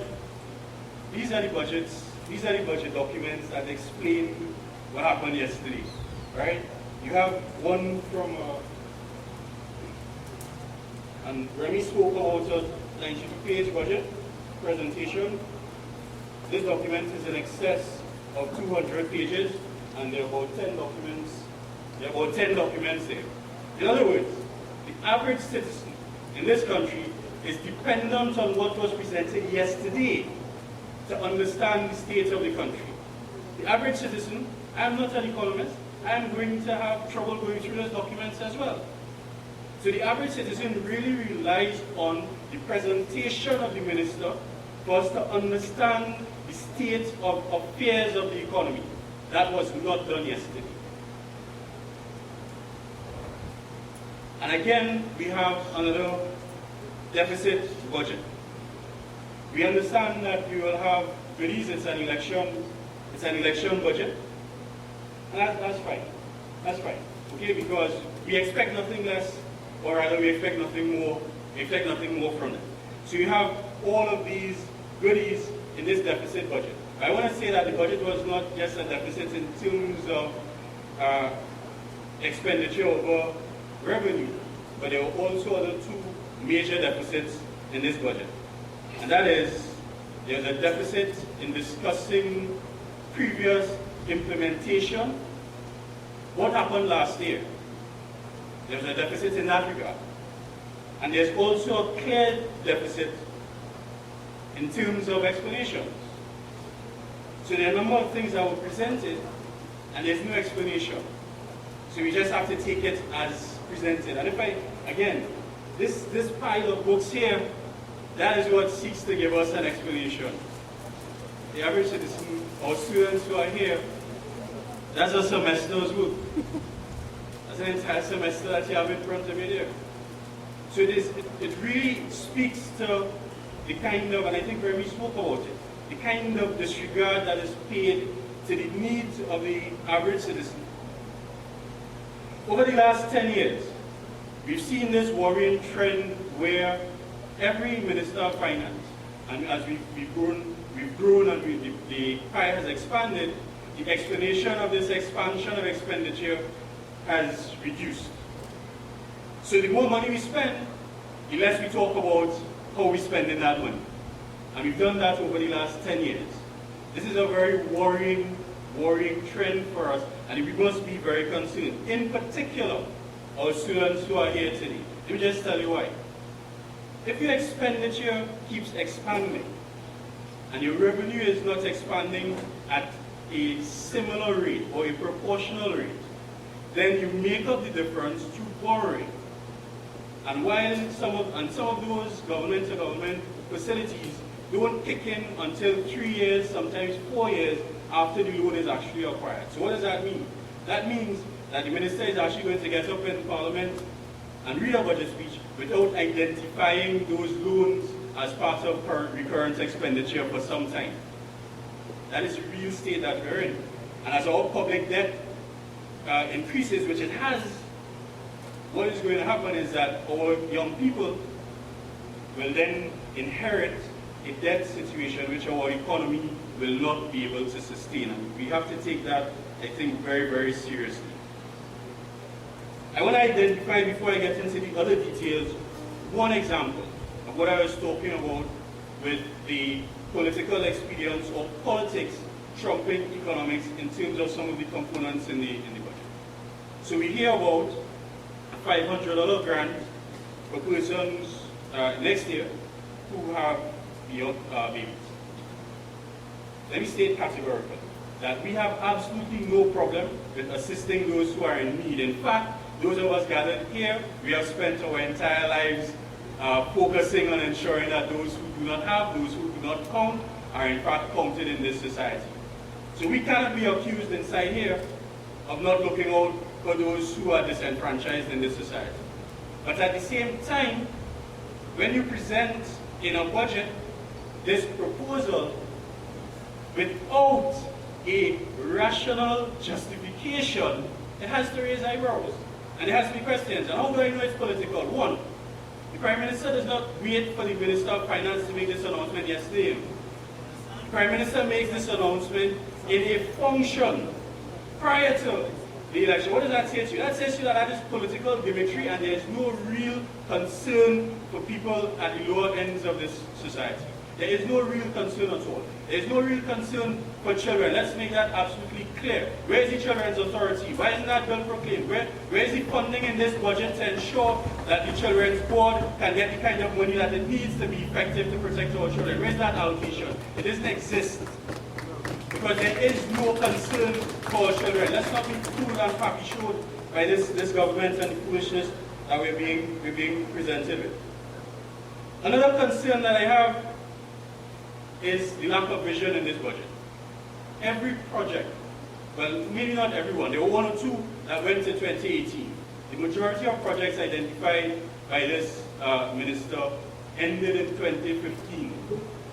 If you were listening clearly, everything that he said, will completion date 2015, completion date 2015. What does that say to us?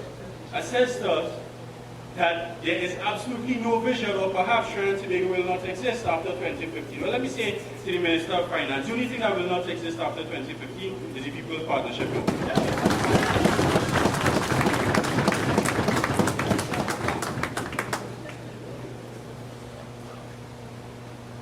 The question of revenue.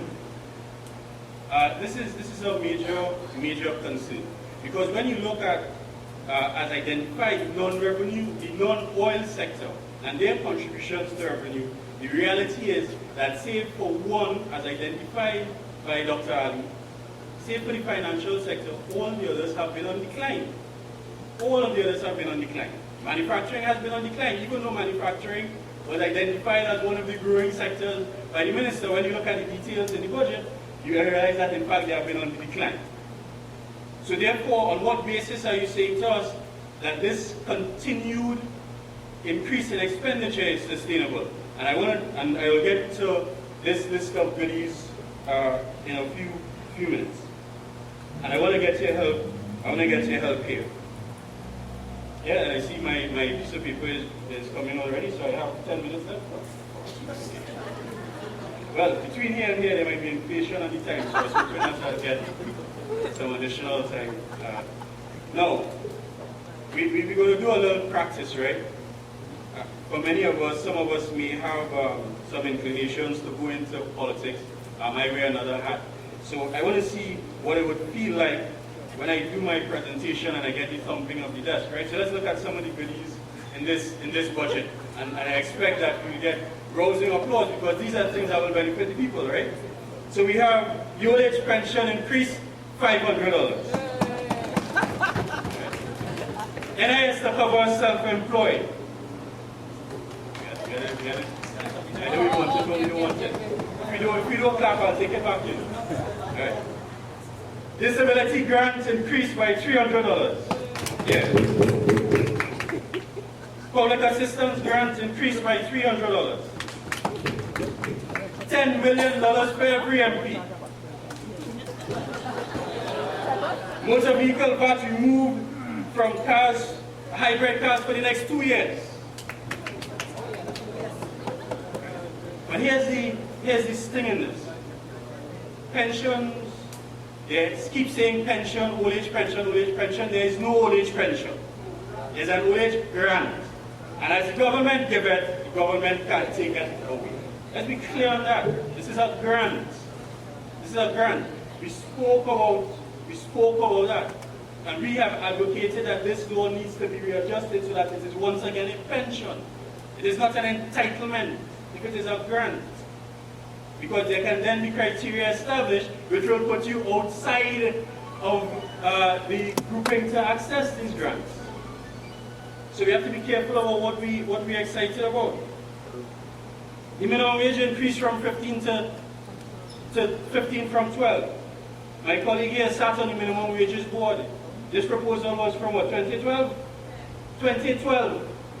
So we now have in 2014, miraculously, the proposal by the minimum wages board comes on the table. And it's presented as if it is this dole, this great gift, manna from heaven, from this government who cares about the population of Trinidad and Tobago. Absolute rubbish. Right? Absolute rubbish. And we need to call them as they are. But there's some other dangerous or confusing things inside of this when we talk about who gets.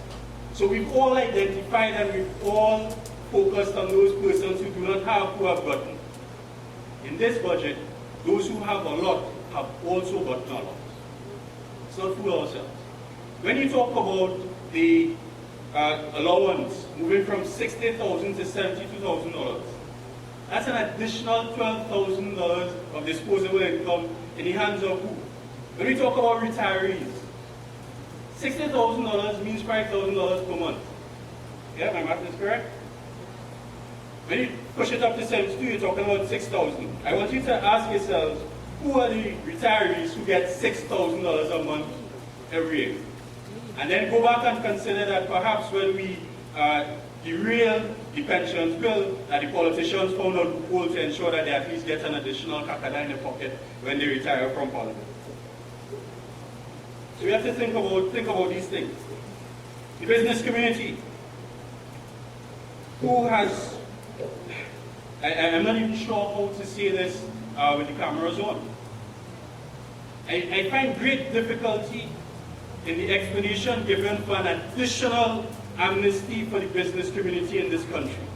There is somewhere between 10 and $15 billion in taxes that are not paid every year. And rather than create a framework and a net to capture that money, what we've done is we said, we'll give you more time to pay.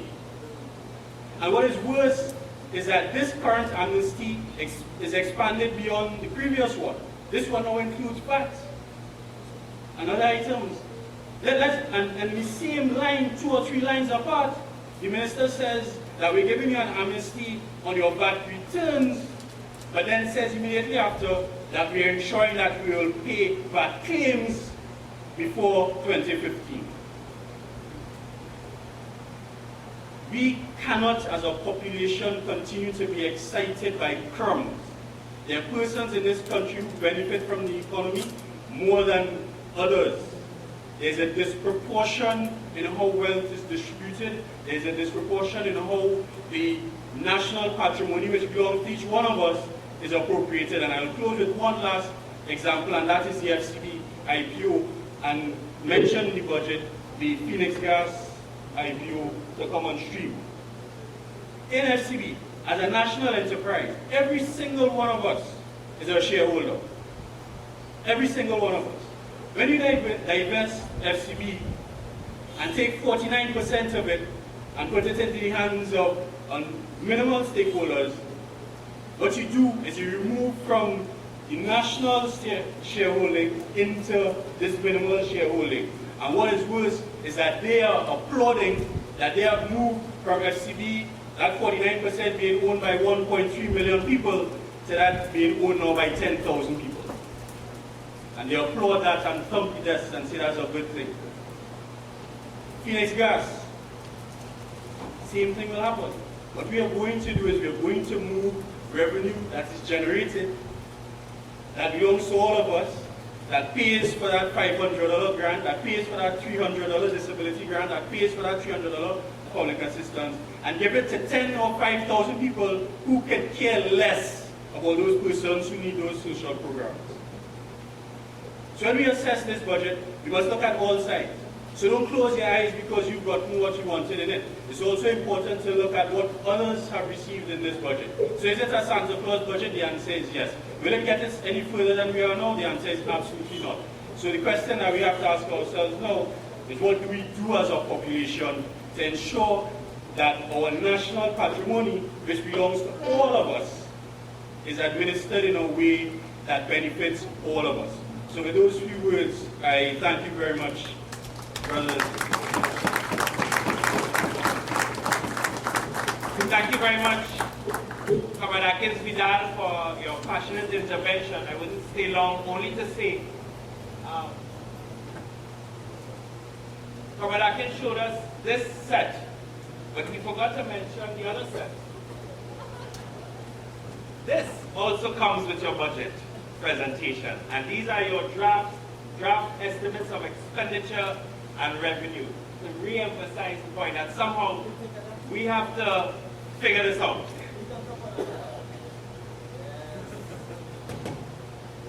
And that really is your budget 2015. Moving to the next speaker, we have one of our young comrades, and I know that Indira made that point earlier in terms of the young woman. I know she's the alma mater for Astra Girls. Oh, Astra Girls are that here. They're your alma mater. That is our educational research officer, herself an economist. That is Comrade Rosamay Whittier, who will give her analysis. So let's bring her on. Comrade Rosamay Whittier. Very much, Ozzy, and good morning, everyone. So just continuing, sharing our views on the budget read by the Minister of Finance yesterday. But before I address certain measures that the Minister spoke to, I want us to remember or think about what is the role of a budget. And previous speakers spoke to this. A budget really ought to identify expenditures, but not expenditures in a vacuum, not just someone saying, well, we will spend A, B, and C. but to really speak to spending with respect to a broader vision. So it really and truly, what we are supposed to hear from a budget is, we will be doing this, this, and this because we want to achieve this. But there is no stated vision or objective. So instead, what we hear year after year is a series of disparate and unconnected measures where we will do this year and we will do this year, not really telling us as a country where the government is trying to take us. And we are not hearing that policies speaking to a specific program of economic development. So really and truly we hear a political speech and not the sharing of an economic plan. So the economic element is put on the back burner and the politics is what we really get. And we heard that time and time again yesterday because the minister always referred to 2010 when that government came in, always trying to point fingers as opposed to telling us how they are going to govern our economy. So just to flag a few things in terms of what was stated yesterday, Atkins just made reference to a public offering, an IPO at Phoenix Park Gas. That was one of several measures that speak towards an increased tendency towards privatization. So in addition to this 49% offering in Phoenix Park, we spoke about bringing in a strategic investor to Bangkok, the vehicle management company, and also to National Helicopters. We also heard about PPPs, public-private partnerships, in health and in education. The argument they always give to us is that private things are more efficient than the state-run things. So if we want the economy to be more efficient, let's do some more privatization. Is that really the case? Is privatization really more efficient? Is this the correct approach? What about if we appoint our boards to state enterprises more effectively? Because Biden has had a proposal, rather than the political loyal persons being appointed to state boards, let professional organizations, civil society organizations such as trade unions, let them recommend persons to sit on boards. In that way we ensure that we have competent persons running our state enterprises. Would that not bring greater efficiency? Would not a stronger implementation of corporate governance systems bring about stronger efficiency in our state enterprises? Therefore, we can achieve efficiency, but at the same time, ensuring that our valuable state assets remain in the hands of you and me, the citizens of Trinidad and Tobago. So, does that really give us what we want? Shifting ownership into private hands. Another issue that was raised here this morning as well was the issue of diversification.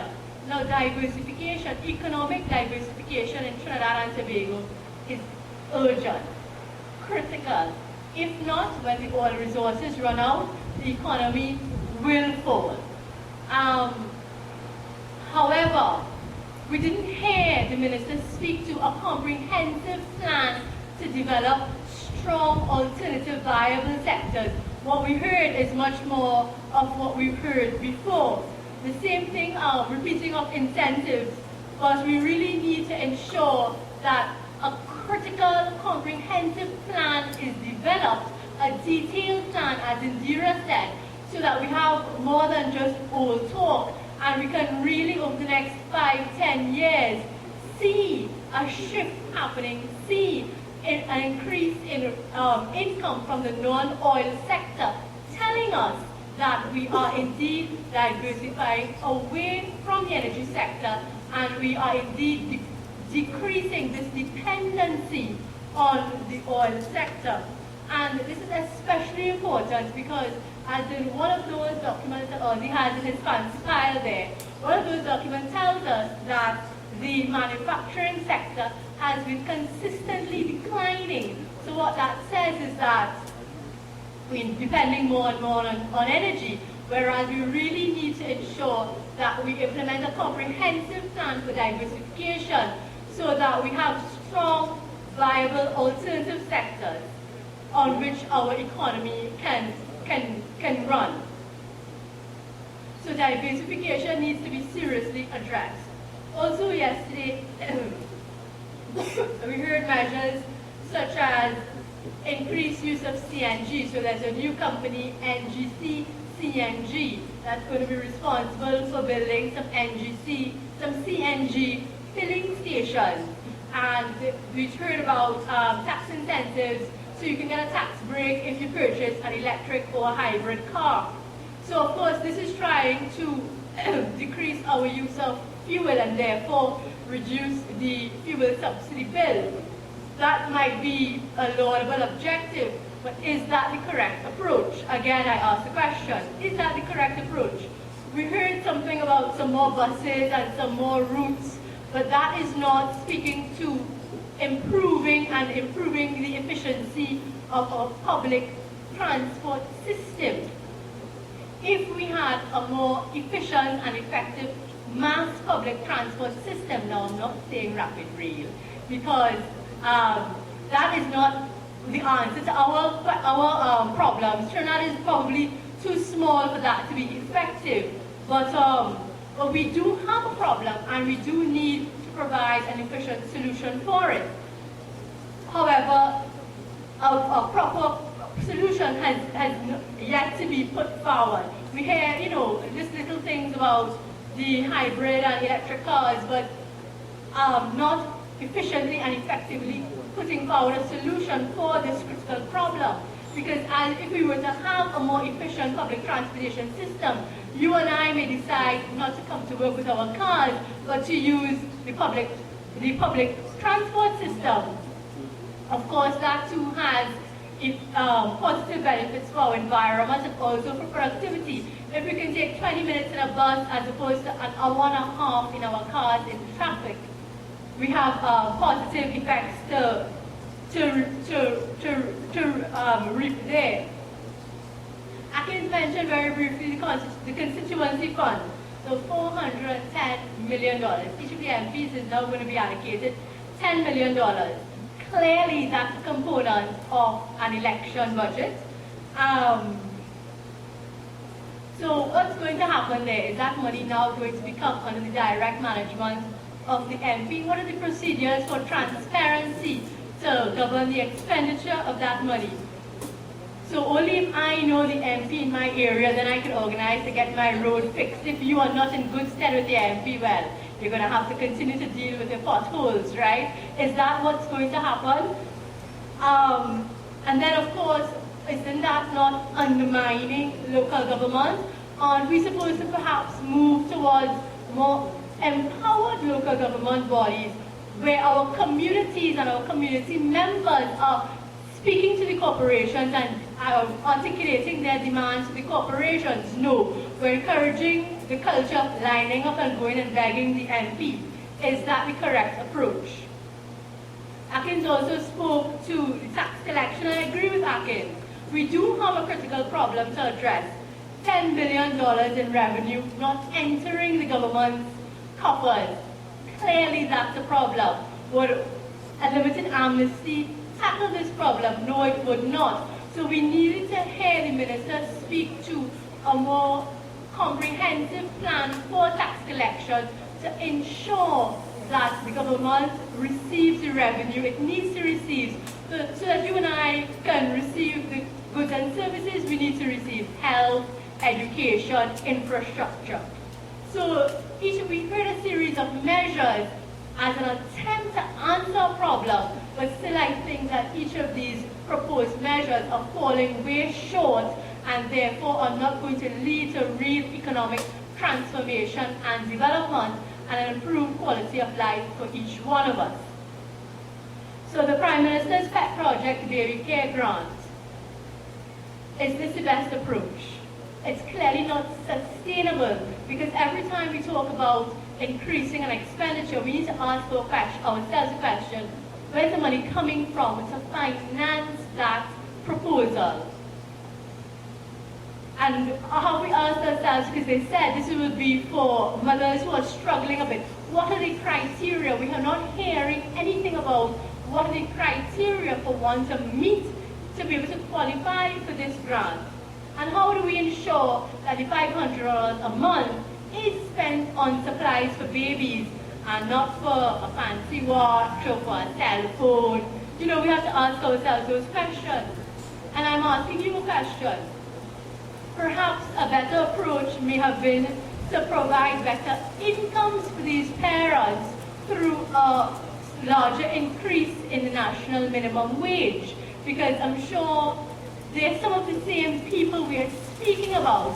Perhaps if we had ensured that they could in fact receive a living wage, a wage which would allow them to comfortably meet their basic needs, the basic needs of themselves and their family, perhaps that would have been a much more effective approach.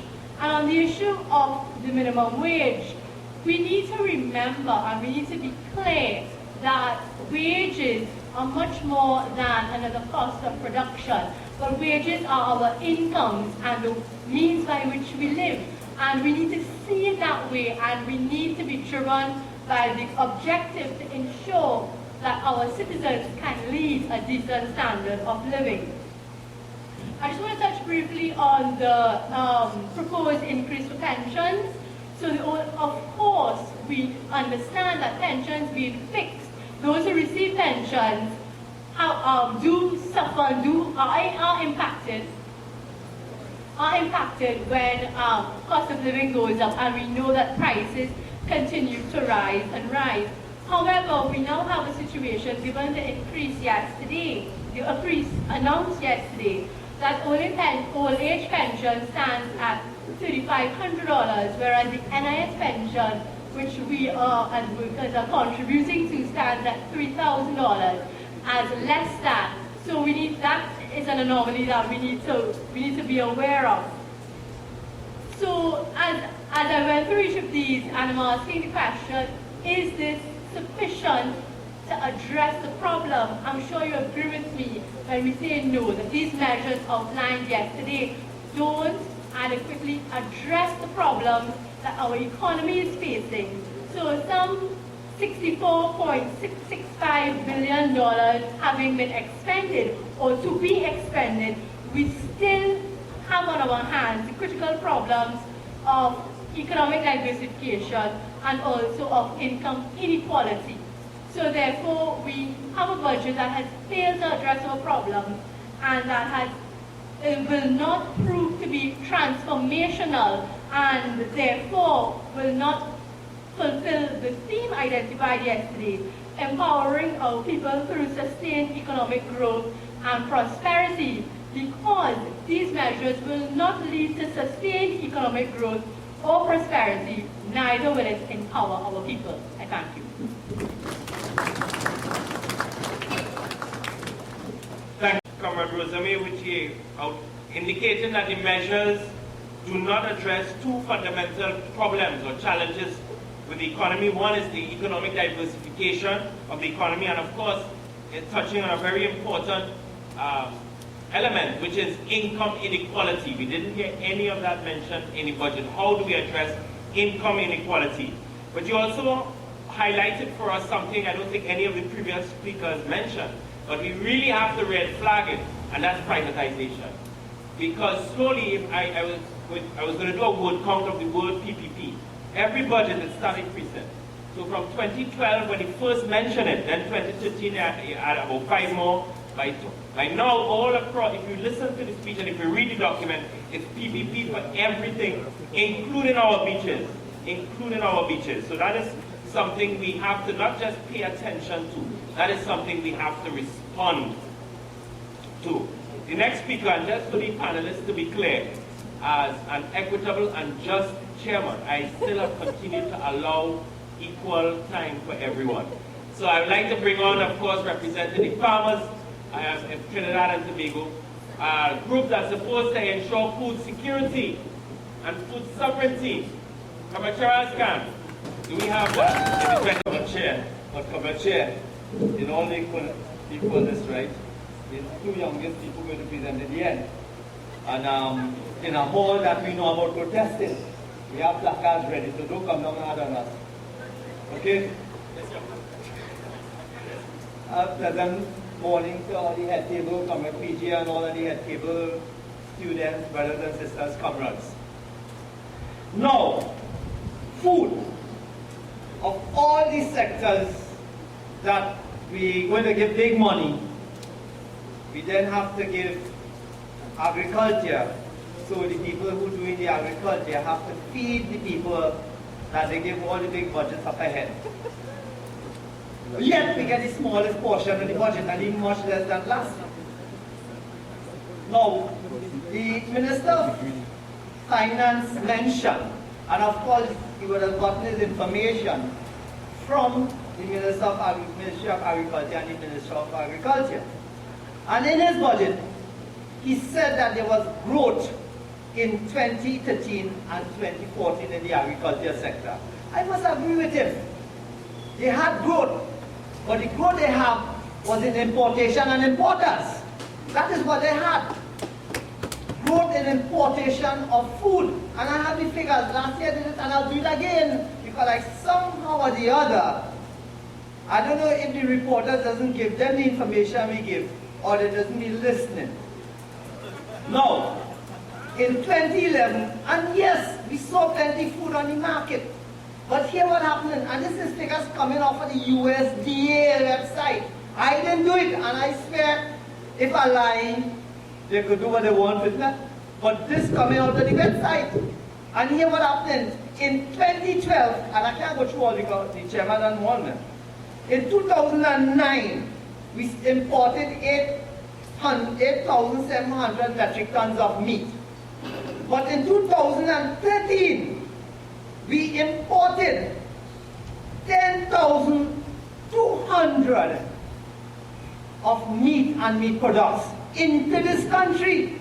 That is 2,200 more, around 2,000 more metric tons of food. And they multiply by 2,200 metric. I didn't go to school too long, so I can't check them up, but I can check that. So in 2013, we had a lot of food on the market. We also had a lot of vegetables in the market. And if I like jail man, right? In 2009, we imported 6,800 metric tons of vegetables and vegetable products. But in 2013, we imported 12,500 metric tons of food in this country. So if you had a growth in the sector by providing food for the people of the country, yes, that happened. But did the farmer benefit from that? Right? And for 2014, according to the website results, January to July, in 2013, we imported 5,800 metric tons of meat. And in 2014, the same corresponding period, we already reached 5,700. You understand what I'm saying? So we are importing much more than we consume way back before 2010, 2009, 2008, all them years. And if you go back into that, because not only this present administration is important too, you know. We have to understand when the problem was meat shortage in the country with pediatric rampant. They started importing NFM, lamb and goat, and they lost so much millions of dollars. They would not learn. When will they learn? But I will tell you why that they will continue to import food. Because recently, and I want to make a link, comrades, here, of the food that we are imported, and there are a number of new health facilities building in this country. In Chabonas, we have 4 new private hospitals. 4 new private, because the public one can't take all of the 6 citizens of this country. Right? Here what happening? If you don't deal with the food sector and provide healthy food, on the importation of food, you can demand what type of food you're going to provide for the people. It could be crap. We have been, Trinidad and Tobago, they are dumping crap on us. Imagine the school feeding program. They are only dealing with imported food because you know the school feeding program, they bring down the container chicken with heavily seasoned chicken. Right? And those chicken on the website you will see is 5 years old. Because America ensure that they have food to feed their country next year. And when they don't want it, they dump it down to us down here for pennies. How much more could I say about that? Right? And if we don't feed our people properly, then we will continue to have problems with the health sector. Because if you want to have a healthy country, you have to feed them healthy. You can't feed crap and expect healthy working people for productivity. Right? All of these people coming with all their franchise from the US and killing our people in this country slowly. We have young people who are having all the 5 major terminal diseases. We have people 13 years, 14 years have something else instead of chest. Right? And when the children go the other way, they come and they want to know what happened. It's what we eat. It's what we eat. It's what we're going to have. Because if your son behaving the other way or your daughter behaving the other way, it's based on what they eat. Allah subhanahu wa ta'ala didn't create you except as a straight human being. But it's what we eat because we put in too much estrogen. It's all of these genes genetically modified. And we having problems. We having problems. Why is they say that there's only girls here? It's because the boys are eating too much chicken and they have the need for other things. Let me be frank about it. People doesn't want to talk about that. You understand? It's what we eat we're going to have at the end of the day. And it depends on what you eat is how you're going to be healthy. Right? The other thing about it is that in the budget, it have 8 paragraphs on land. 8 paragraphs, 6 and 3/4 dedicated to ex-cabinet workers. Like them is the only people who need land in this country. Right? I can't go through all because the chairman watching. Right? But here the nonsensical line in the last thing about lands here, right? They talk about giving out the people leases, right? These leases can be now sold in open market. People, what we giving the agriculture state land to do, not a plan. But if you're giving a man a piece of land that he did not have to pay for it except taxes, and you telling him now we can sell it on the open market, then all of them should stop working and go and get land and then sell it on the open market for big money. This is what this government telling us to do. Because the people who got the 2 acres of land, they went and changed the law in cabinet, not in parliament, to sell your 2 acres of land. And now you can sell it on the open market. So what they're giving you is giving you land. So all them fellas who get their 400 acres and their 500 acres of land, they could now cut it up and sell it on the open market. That way telling us to do. I have my land 30 years now. My 10 acres. Should I go and sell it on the open market now? Anybody want to buy that here? Because this is what they're encouraging people to do. You understand? You are saying it in our budget. Is it because of the election that they want people to sell the land to get money to go give you in a campaign? Isn't that what we're talking about? Brothers and sisters, comrades all, let us be serious about what we really want to achieve in the country. If you are giving a man 2 acres of land and you're putting in the clause immediately you can sell it at the open market, what do you think he's going to do? You think people like to work hard in this country? Some of us, yes, because we love it more than we think we can make money out of it. But we've got to be understanding of what's taking place. Brothers and sisters, the food import bill, they say for 21 years we never had growth like this in this country. They condemn their own self because they forget they was in government 6 years from 1995. So they say 21 years it never had growth. So he condemned all these people sitting around the table with him there. For 21 years it never had growth in this country. And I will tell you something. You hear lie? That is lie. In 1995, 96, 97, we used to produce 40% of the rice they used to consume in Trinidad and Tobago. Now we're down to 5%. So what growth we have from 21 years? And I can check good. If you're minus 21 from 2040, we'll get 1993. I think that's correct. Right? So, and here what happened also, we used to export hatching eggs in this country in 1995 and beyond. Right? And then what happened? We now have to import 90% of the hatching eggs into this country. Right? At that time we used to be selling sugar. What happened now? So how you can have growth? You had a striving orange sector that we used to process all those thousands, and now we have growth, but we didn't have growth when we had all the citrus industry. We used to be planting, and who down south will tell you, all down south we used to be planting rice. How come we didn't have growth then and we don't have growth when we don't have all those sectors? Tell me people. The Caroni Green Initiative are running out. So if I didn't get all the information, don't blame me. Right, the Caroni Green Initiative, I just called to make sure I found there last night. It had nothing happening, except one person planting some sweet potato. So where growth is, people tell me, you hear lie? That's a lie. Right. You understand? So here's something now. They come and they tell you. They come and they tell you, look, we're going to do in the next 3-4 months, right? We're going to have this big thing because the election coming up. My dear brothers and sisters, Camarato, if it is that you want to continue to have any sort of development in the sector, look, my friend there who was bulldozed and cut down his crops in Chagaramas, right? You want to have growth. You want to close down the Chagaramas fishing depot. Right? You want to close down that and you cut down 4,000 banana trees. You bulldoze people in Freeport.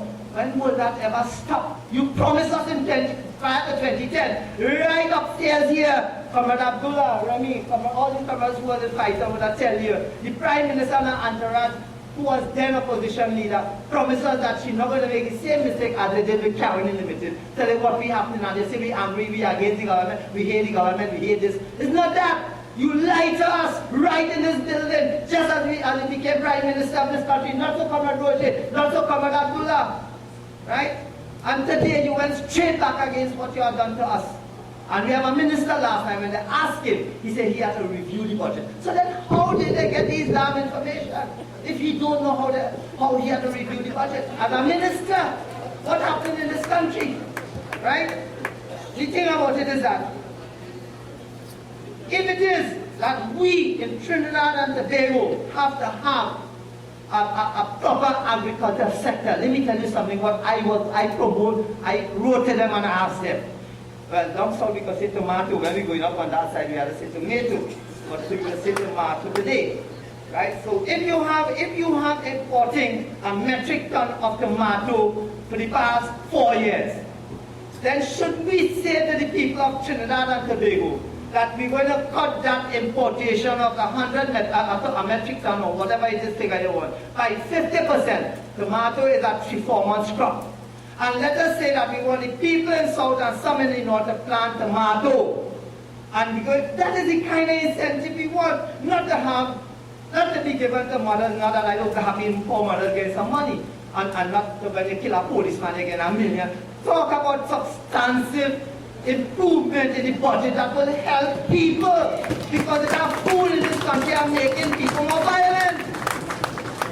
The food that we eat are causing some of the problems we have. Because if you are using chemicals that is banned in Europe, and Europe don't want you to send the GMOs and certain products to the Europe, then you know, hey, organize then you know something is fundamentally wrong, because Europe don't want it, but they're dumping it on us here. Right? Don't take my word for it. I can hold the Quran and swear that is true and show all the proof. Right? People of Trinidad and Tobago, time up. So I just want to say, it's time we wake up. It's not about against the government. Previous government did this to us. They have never dealt with agriculture in any substantive way. Because you know why?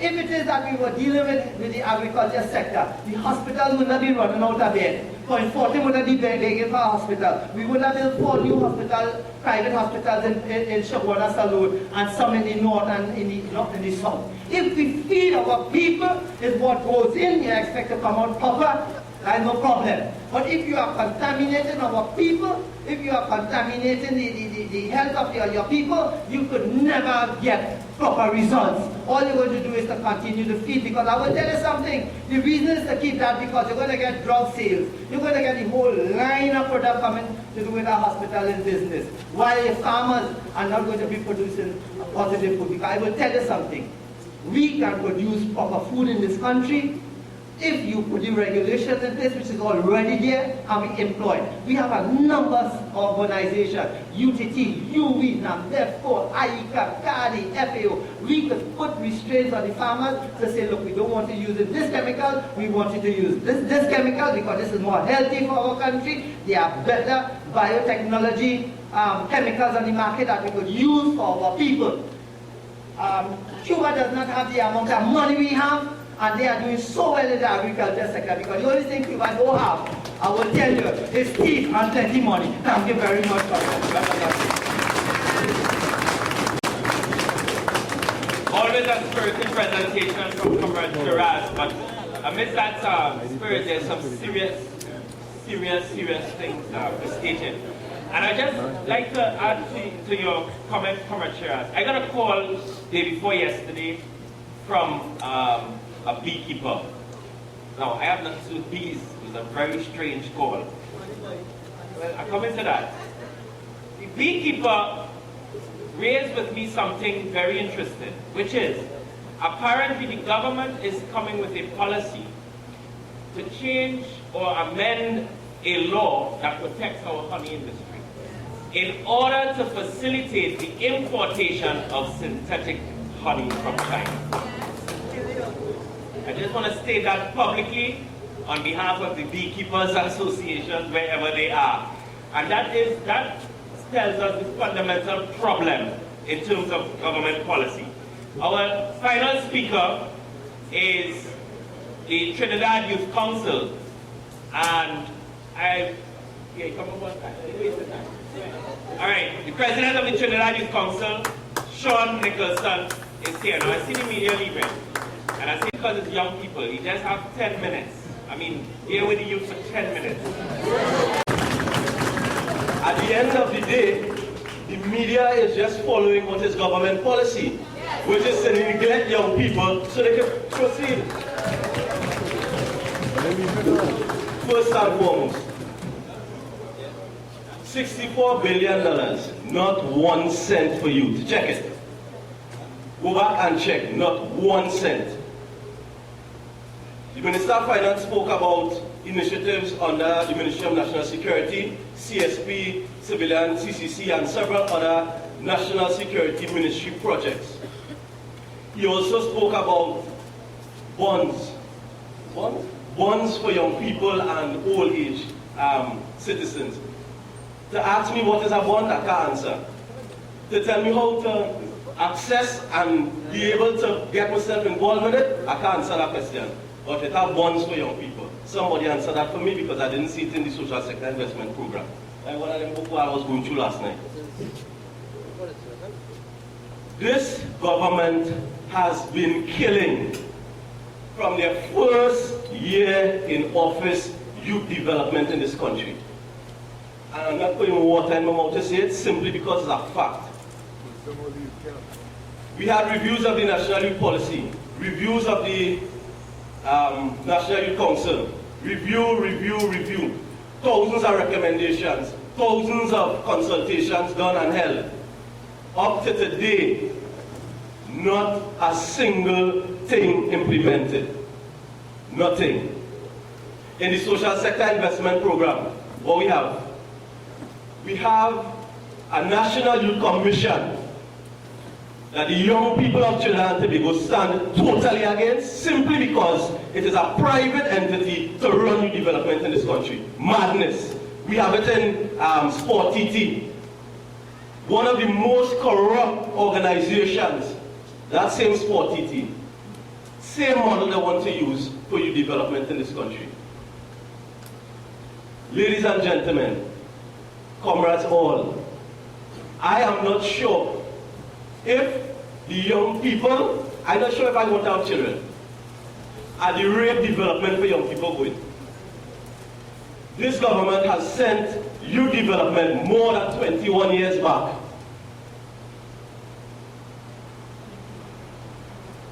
We talk, there are two different models that they use for youth development. One is positive youth development and another is negative. This government has mastered negative youth development. Under positive youth development, there is just a phrase I want to quote, and it says, youth have an equal opportunity and mutual benefit in relation with the people and institutions of their world. Therefore, young people depend on intentional efforts and other youth, adult, community, government agency, and schools to provide opportunities for our young people to enhance our interests, skills, and ability. Based on what I have seen over the last 4 years, I am 100% sure that this government is not doing anything along that vein.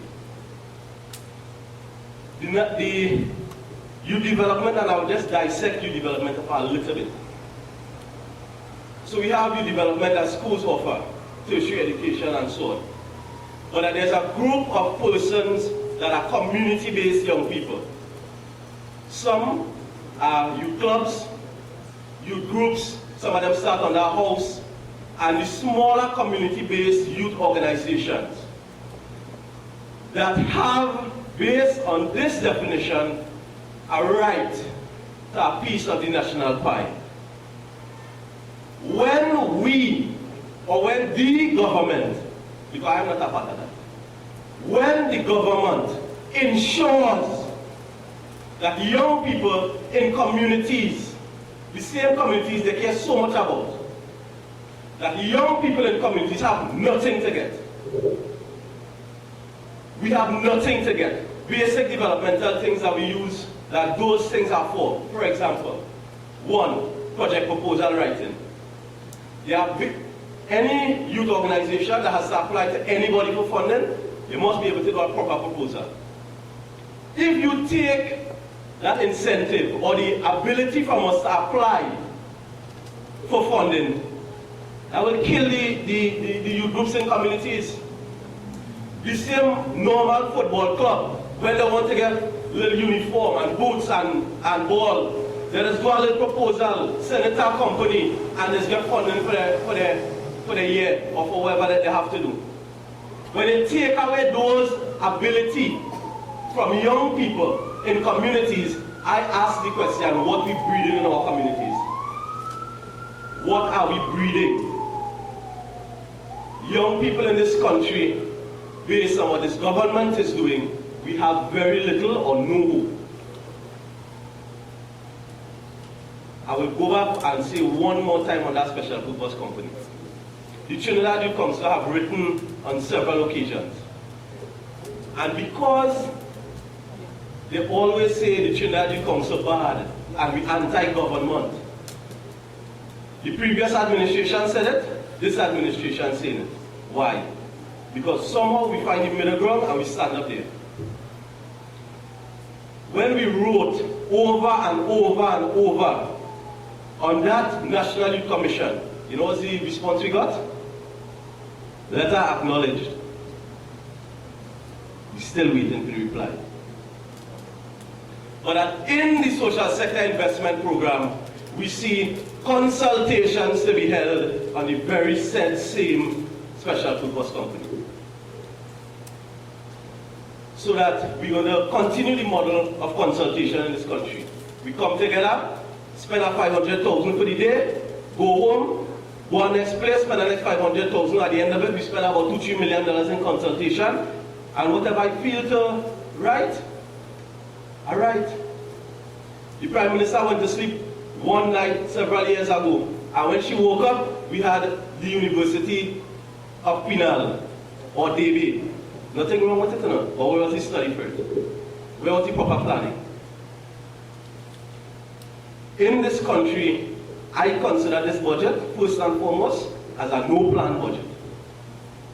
After it was read, and I looked for the plan, I found none, so I coined it No Plan 2015.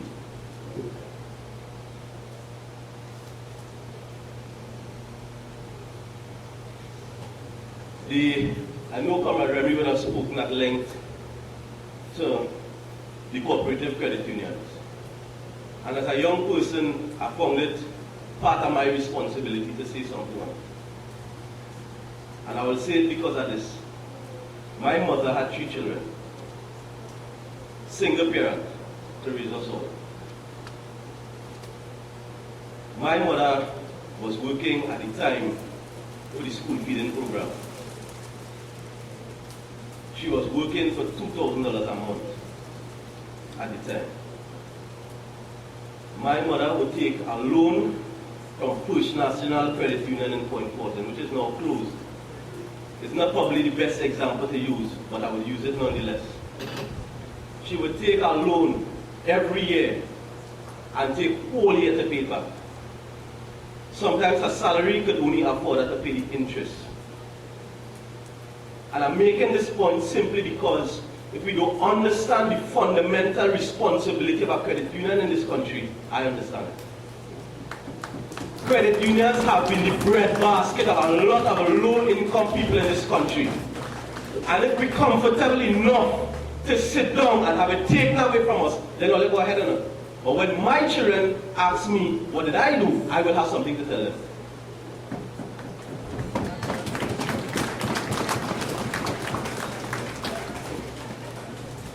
Deficit budgeting and young people. Somehow I can't seem to understand where the surplus will come from to pay back the loans and the deficits that we're budgeting for, other than the backs of young people. No matter how I add it up, no matter how I work the figures, the only place the money will come from is the backs of young people, simply because we're not producing. It can't come from production. So it has to be blood, sweat, and tears that will pay the bills. I counted at least 5 last night. I may not remember them off the top of my head because I didn't sleep much last night. At least 5 places that we take in loans. At least 5. And I'm 100% sure that they are more. We take in billions of dollars in loans. I wouldn't go into economic diversification. It was ventilated. No diversification. Hoping that oil and gas continue to produce for the next 400 years. And the blood, sweat, and tears of young people have to pay back billions instead of charting a way forward for our country. So I am not too sure if we're comfortable supporting the position of the Trinidad Youth Council this morning, but I am comfortable to advocate it. We also have now a baby grant. While I understand that we may have a lot of young people in some shady situations, again, I'll go back to one of the points I raised. Where's the plan? At what point in time do we align the baby grant to actually getting people out of poverty? The issue is not the baby grant and we need money. The people don't have. No matter, you get them $500 for a year. $500. And I could give instances. I have a friend who was robbed some years ago. And the person that robbed her had come out of jail just the same month, within the same month. When they were in the police station, the police was asking the man, you know, come out of jail, you like jail, where you go back for? You know, he said, I had to provide for my child. So that I understand that at some level, there's a need for it.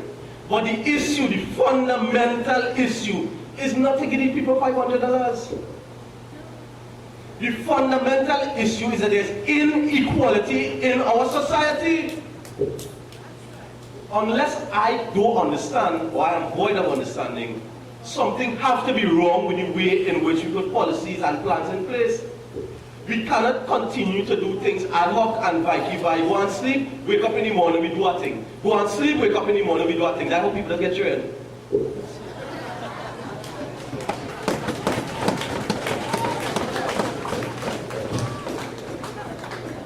I know about it on my time.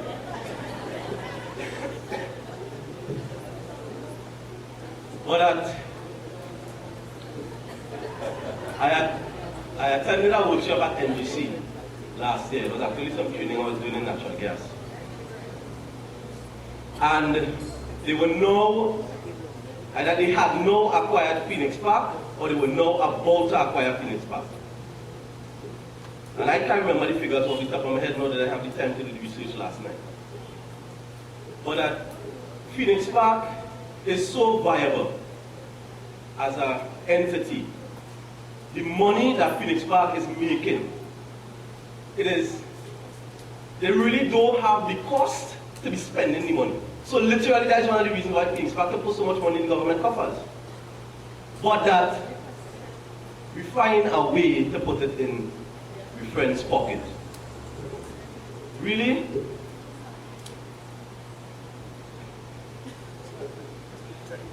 Black can comrade. Really? The young people of Trinidad and Tobago who have to come, we don't deserve some of that money? Some of us is our fathers and our grandfathers that worked and built these institutions. The gas will finish soon. Can't say it might be 5 years, might be 10 years. We have a 10 year that always could never go down. Every year is 10 years. We have reserves. Every year we have 10 years of reserves. So for the next 40 years, you have 10 years of reserves. But that for me, this is an entity. I know so big on privatization, no on economics. But that based on the minute knowledge I have, this is not an entity that should be privatized. It is not an entity that should be broken up so that I can own 1,000 shares and I can own 500,000 shares and we leave a little 51% for the national public to enjoy. Ladies and gentlemen, comrades all, if we want to continue to turn a blind eye, and I know I'm preaching almost to the converted, but I have a reason why I want to preach to the converted. A lot of times we don't take time off to get involved as individuals. When the trade union call, we go, we make the picket, and nothing wrong with that. That is fine, that's good. We need it more. But we need to get involved in our communities. The information we have in our head, we need to get it into the brains and the head of other young people so that they could stand up like me and articulate a position for other young people in this country. But we're comfortable. We're comfortable, and I have one more, and I know I might get a little curse for this one. Members at the head table might be against me for this one. But I have no problem with that. There's a policy that says, last in, first out. You familiar with it? I have a real serious problem with that policy as a young person. Not because I will be last in or not, but because if we know for a fact, and I know I might get some cost after this, but if we know for a fact that we have persons that will be out of the company in the next 5 years, why send my young person who have to learn the new technology to come? Why send my young person who have to go over or to do or to learn some of the things that you know? And we take somebody next 5 years when that person leave the company that they don't know nothing, and we want to talk, we had to train them, and we had to this, and young people come from UE and they don't know nothing, and this and that and the other. No, there is a balance. I'm not saying no. I'm not saying there isn't a balance. But that we also have policies within our own house that adversely affect young people. And while I am a part of this house and proud to be a member of Python, I'm also proud to advocate for young people in Trinidad and Tobago. Thank you very much.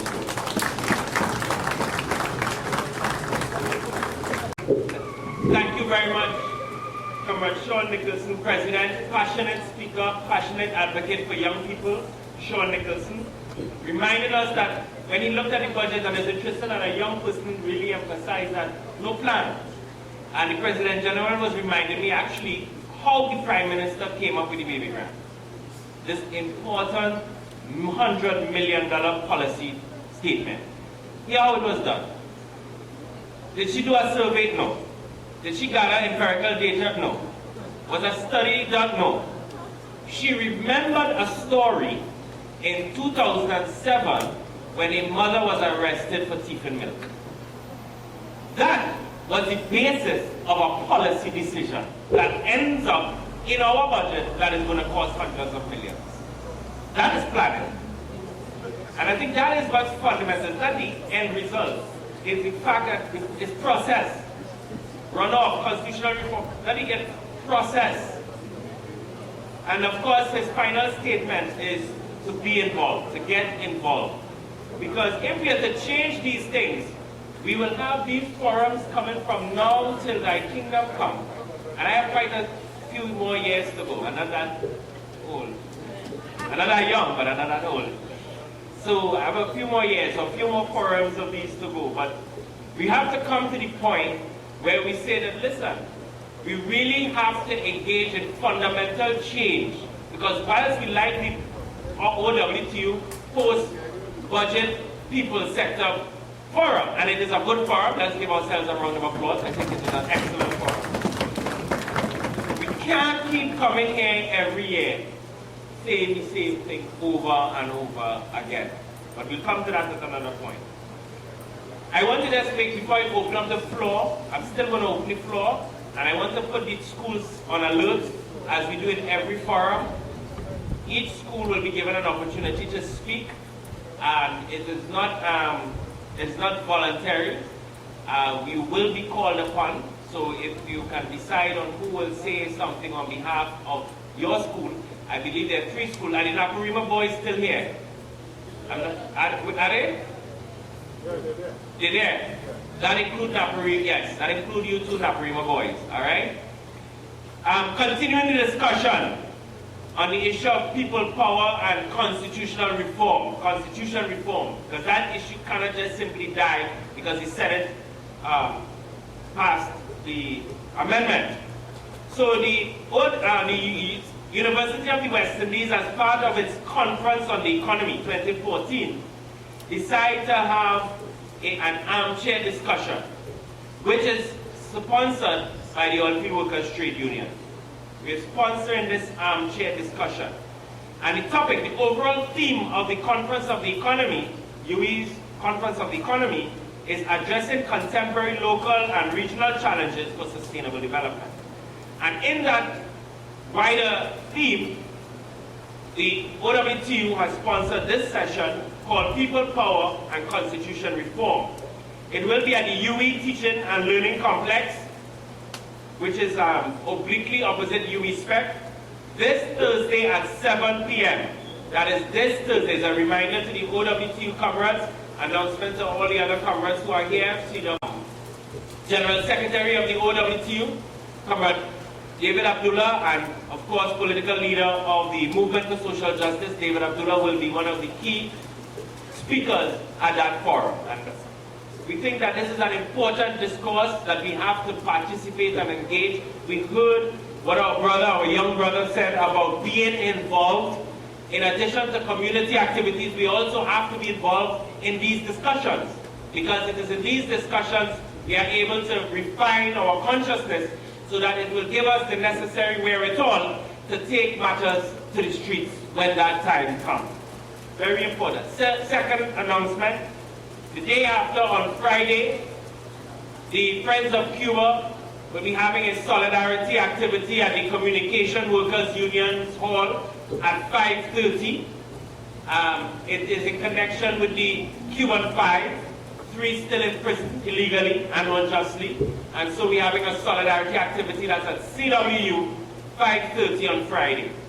So I'd now like to open the floor for anyone, 20 minutes. You'll be allowed 2 minutes to say your bit, so that if we stick to that time, we should be, if you speak shorter, more people can speak, but we'll allow 2 minutes. First of all, so let me see any hands at the moment before I call on the schools.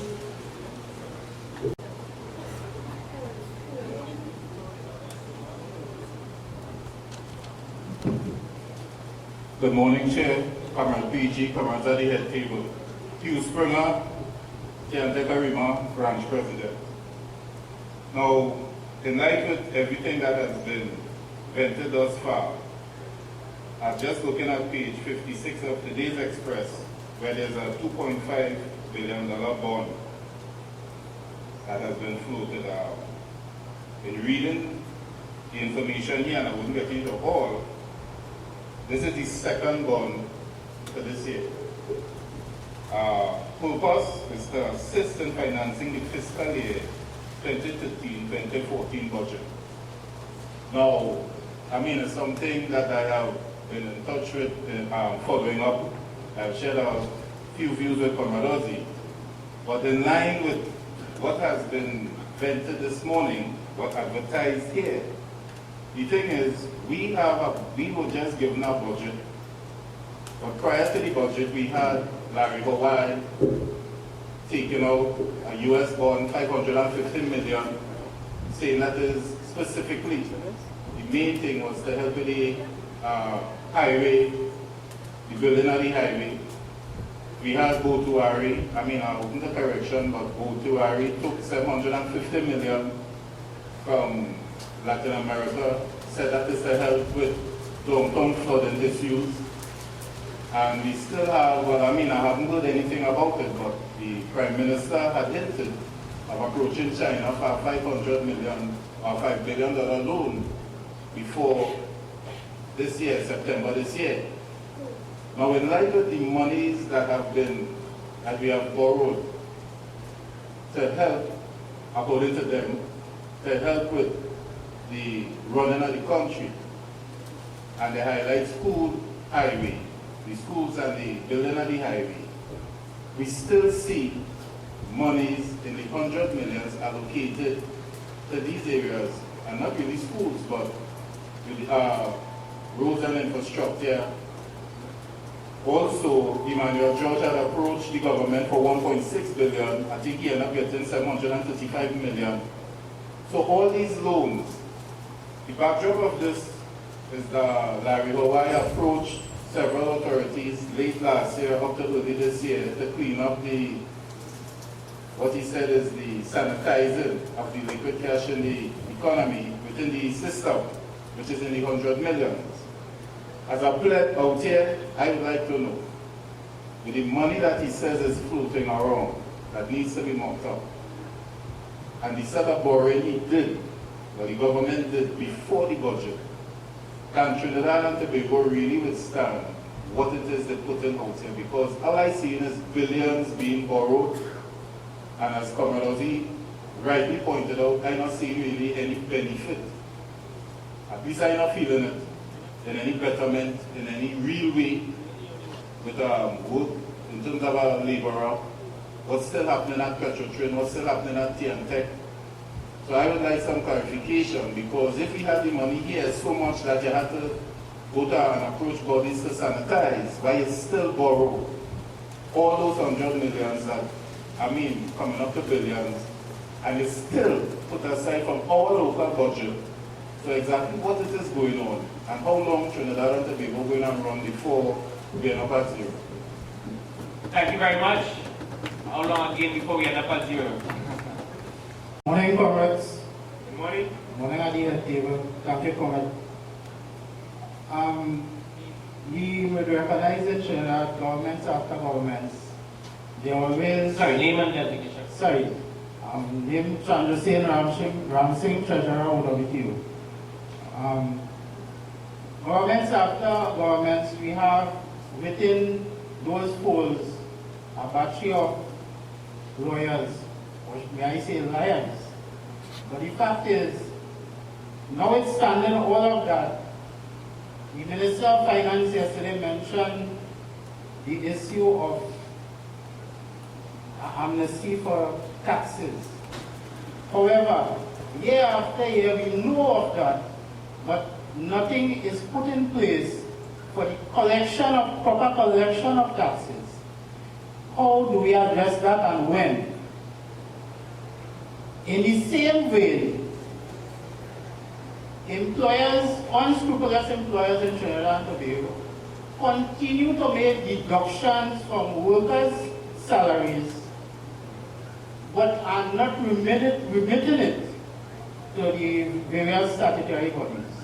How do we deal with that? What do we have in place to deal with that? But yet still there is no legislation, there is no regulations, or no mechanisms in the various ministries to collect those monies. Minimum wage. We all know from year to year, and yes, we articulate the position of increasing the minimum wage. But year after year, we continue to advocate for increasing the minimum wage. But as we do that, once again, unscrupulous employers continue to find ways and means of reducing what workers actually take home. For example, they reduce the amount of hours you see on the job. Right?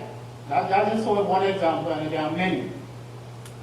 How do we regulate against that? What is the Ministry of Labor doing to ensure that we have inspectors to ensure that what we say is the minimum wage is really being paid to employees? The credit union movement. That's something that I continue to come year after year to say to us what we ended with.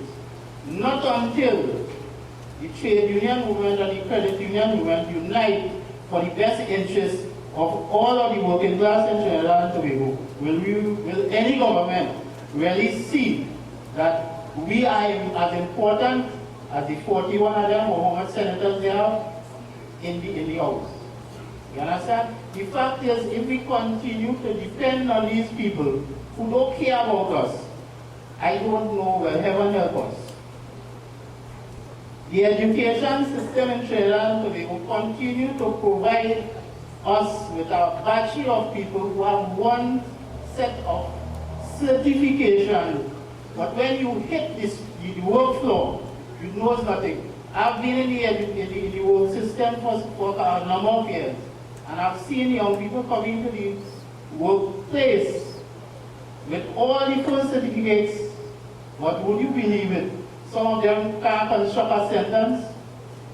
Some of them continue up till today to write text language in their report. What is this system really doing to us? Until we really review the education system in Trinidad and Tobago to make it relevant, to make full developed people in Trinidad and Tobago, we will continue to have problems. And comment lastly but not least,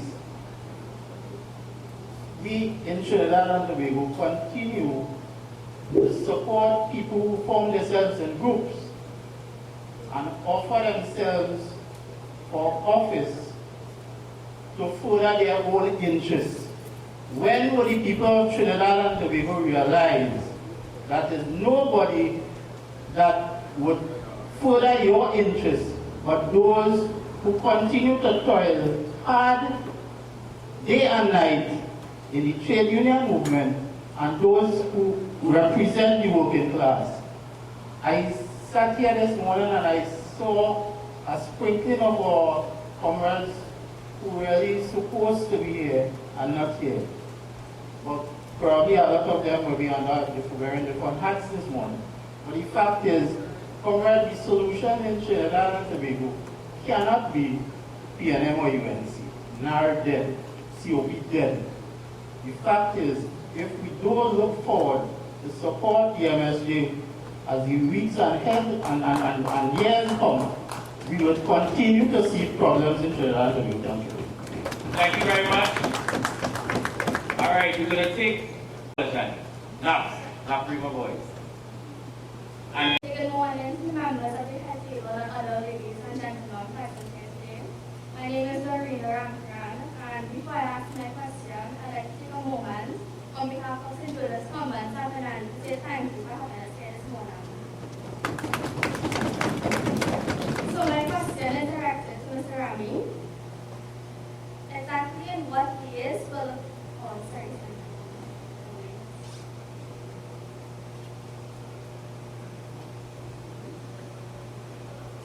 Exactly in what ways will you find the functioning of the role of the credit union corporation change under the new administration of the central bank? And what would you like to see discussed in future projects with regard to the credit unions? We'll take the comments, and because of time, in the wrapping up, he'll respond to that. But I think that's a critical question, and it's a very direct and pointed question. All right. Asha Bills? Hey, good morning. My name is Nikita Khan, and I'm an opposite student of Astra. So I have a comment.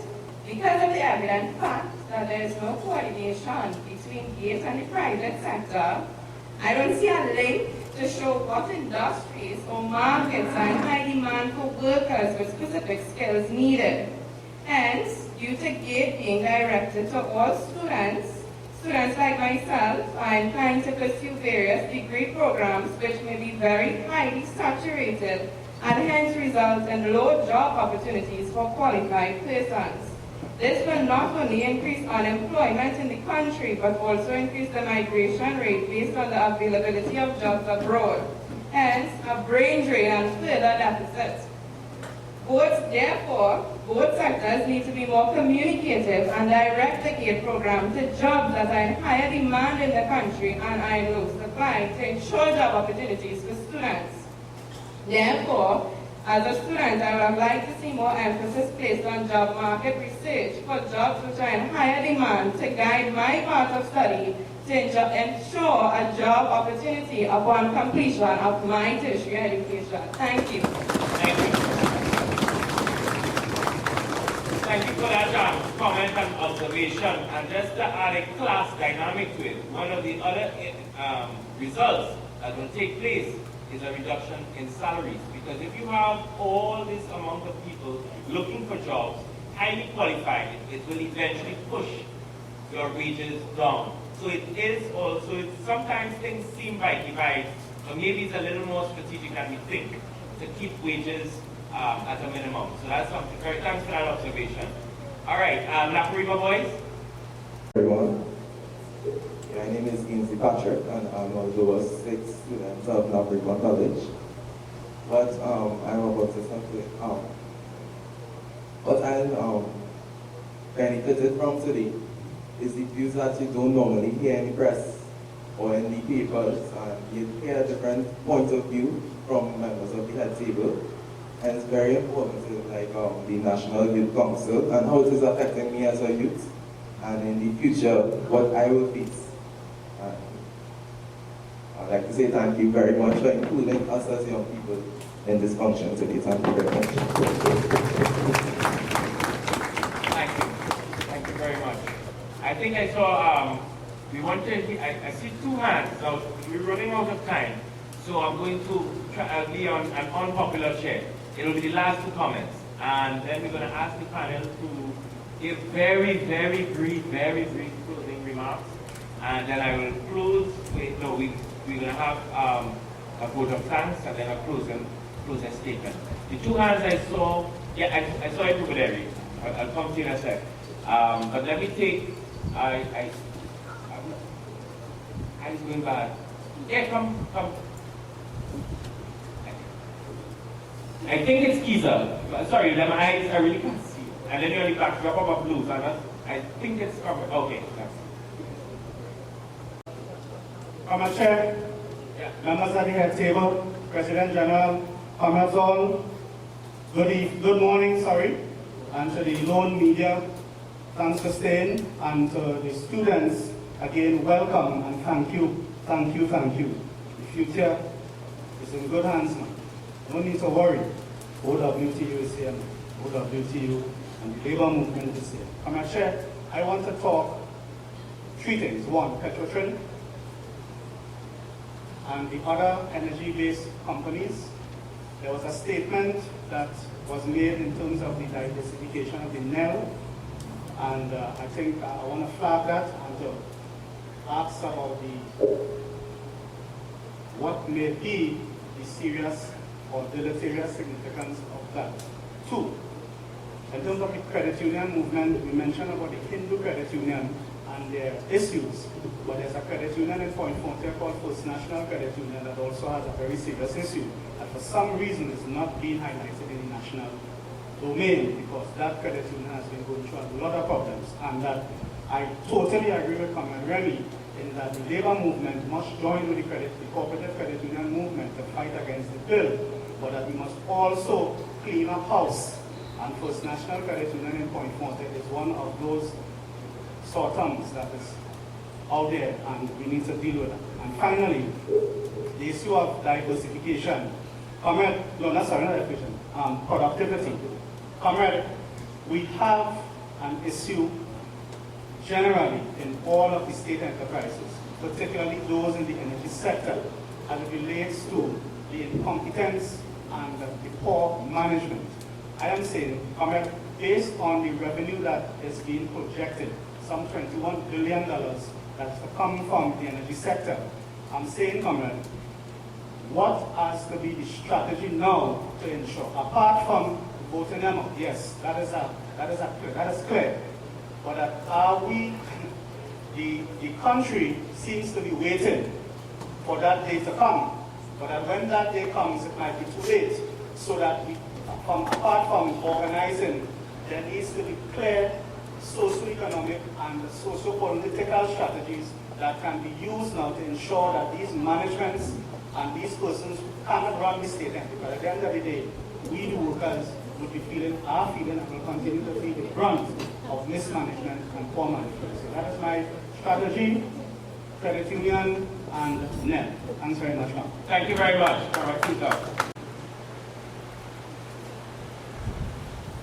Well, I have to respond to the one-line in culture that was in the actual speech. I still have to tunnel through those documents to find in the fine print, syngini and different kinds of things. What is important for us is to understand in that one line, there's a précis that says that now that the industry is export ready, we are about to launch rebates. Nobody in the industry knows anything about export ready. I don't know what they're talking about.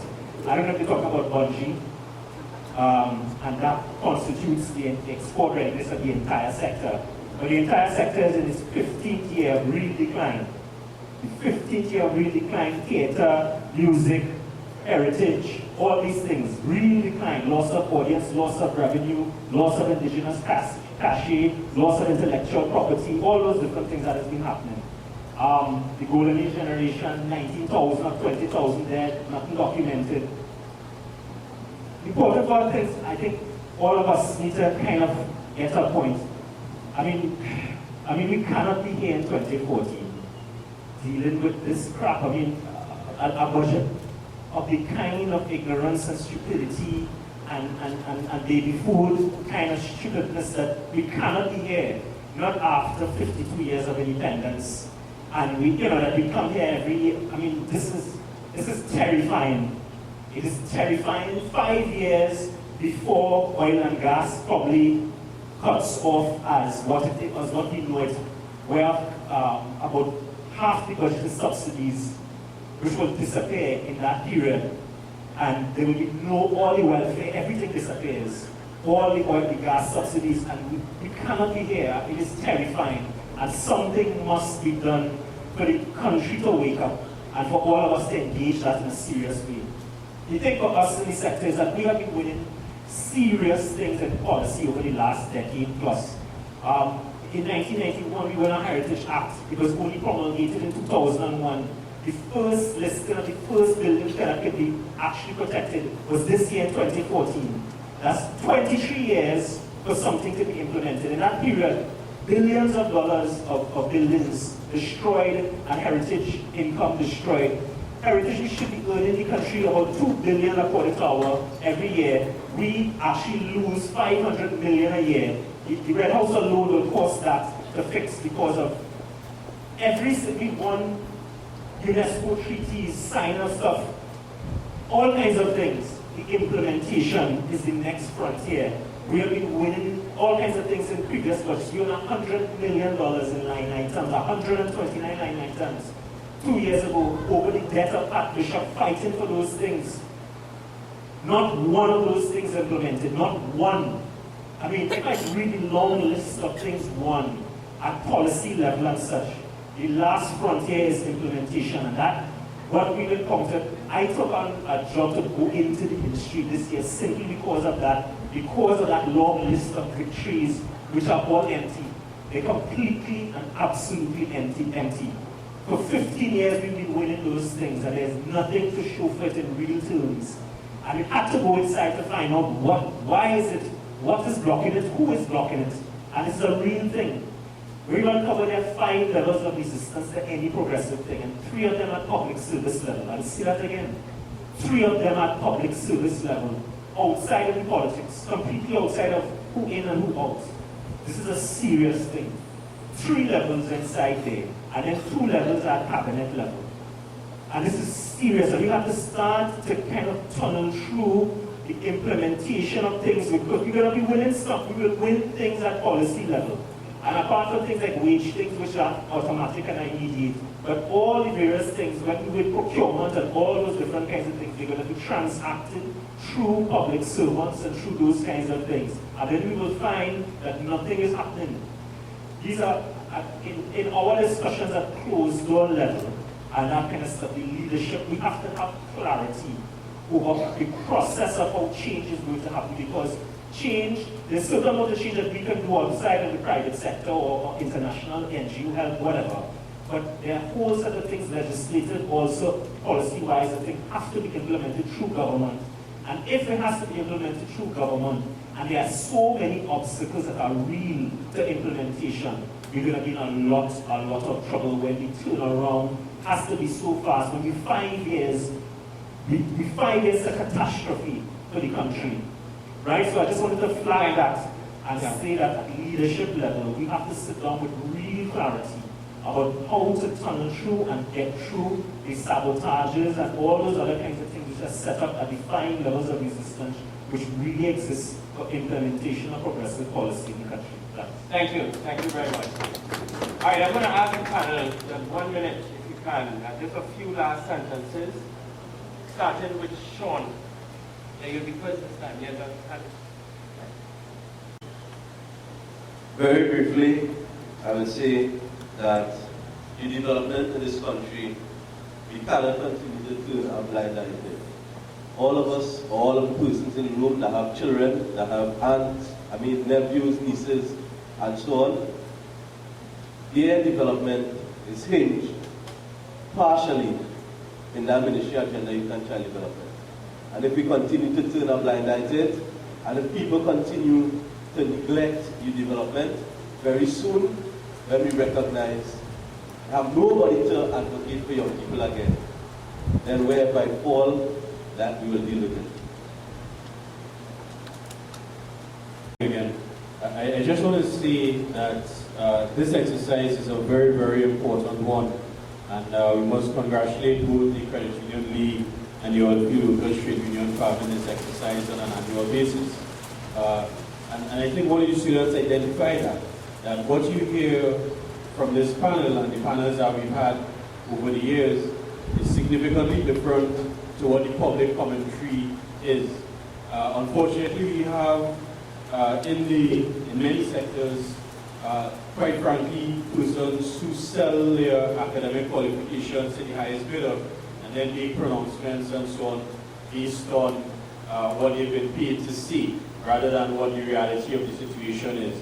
So these kinds of exercises are very important. The only thing is, going forward, I think we need to put them into the level of the communities and spread this a little more, so that it's not himself speaking to himself, but that we really ought to find a way to speak to the communities and the public very directly and say to them that we have to completely, as Kiza said, transform the mechanism by which budgets are created in Trinidad and Tobago. And the way that we do that is through forcing it from the ground up, because there's no political will in this country to change it from the top up. And I would end with that. Okay, thank you. Yeah, all I would say really, because I said so much, is that yes, we come here and we discuss the budget, and you're just right, because plenty of the information that we shared today, it will only come down to a half-a-minute soundbite from probably from a brochure or somebody like that, and we never really get the information out that is needed. I would encourage you all to continue to meet in your communities, spread the message, and if you want further clarification, because only way we can beat this nonsense and this crap that we face every year is by the community getting stronger. You yourself being empowered and conscious so that we could really make a change from these two people that continuously go there. And we remove them because we vex with them 1 year, and for the 5 years we take, 4 years we take pressure, and then bring a nice budget and fully to put them back, but we get back to them and replace them with somebody else who probably worse or still bad. So we got to rise to the occasion and bring consciousness to our community while you yourself build consciousness to the continued programs that RE, MSG and all of them have. So I want to thank you for your listening and your patience with me. Thank you. Yeah, thanks again, Cameron. And let me just ask a little indulgence just to read, and unfortunately the young lady has left, just to read what leading economist Dr. Ralph Henry said about the new legislation. He said the new regulation is about regulating the credit union sector and putting it under manners. It is not really encouraging it to grow, so you are going to stall its growth. It can lead to the decline of credit unions you want. He said while he recognizes the need to prevent another Hindu credit union from occurring, the proposed legislation must create a space for the growth of the sector. What we are doing is we are dependent, and this is important, on a traditional elite to determine the growth of business in this country. We are stalling the development of the country where there are the resources to create a whole range of activities. If you look at the reserves that the credit union must have, we are requiring our institutions to have much more money tied up. He advised against blindly adopting new legislation in Trinidad and Tobago financial sector, since there could be repercussions. And he went on to say, I'm arguing that we have to be more sensitive to our own requirements. If you look at the new structures they want to suggest for us, for the operations of our institution, that will destroy the credit union movement. And again, this is a clarion call. We have started a public education campaign. On the 23rd of last month, we had a public forum at the Cipriani College of Labor and Cooperative Studies. We are planning to have one within the next week or two. In South, we are looking at possible venues, maybe here or some other forum that would be possible. But we are going to go on a public education campaign to educate the masses about the destructive nature of this credit union bill. It is going to impact on workers in general. And just to say that I was just advised by the Chief Operations Officer that the Minister of Finance has blamed us for the delay in the implementation of the bill because we asked for more time to do an impact analysis. We make no apologies for the delay. We don't only want to delay, we want to stop it in its tracks. So we will continue to do whatever is necessary to ensure this bill does not pass in its current form. So again, let me thank those for coming out here today, and we look forward to working together in synergy with the trade union movement so that we could have, as you say, the last bastion of people's ownership, the trade union movement and the credit union movement working in synergy to build a better Trinidad and Tobago society. Thank you and enjoy the balance of your day. Good morning once again. Just to say that I think we're not going to see our budget doing what we need it to do until the economics becomes just as important or more important than the politics. As long as politicians see the budget as a time for them to be able to announce things that will secure their political future and not drive economic development, we're going to be here saying the same things. So what we really need is to have that shift in mentality to see real changes coming through to the budget that would ensure improved quality of living for each one of us.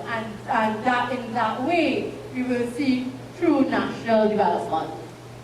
Thank everybody for, first of all, coming and contributing to what I would record as a major successful event here again this morning. I want to thank, especially in their absence, all of the students who came and who contributed.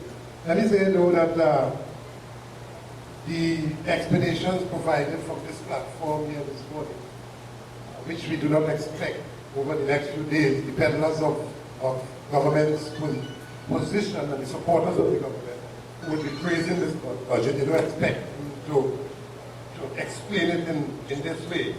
And therefore, I am happy for yet another time we can dissect and explain in a most on the ground people's way the effects of this budget.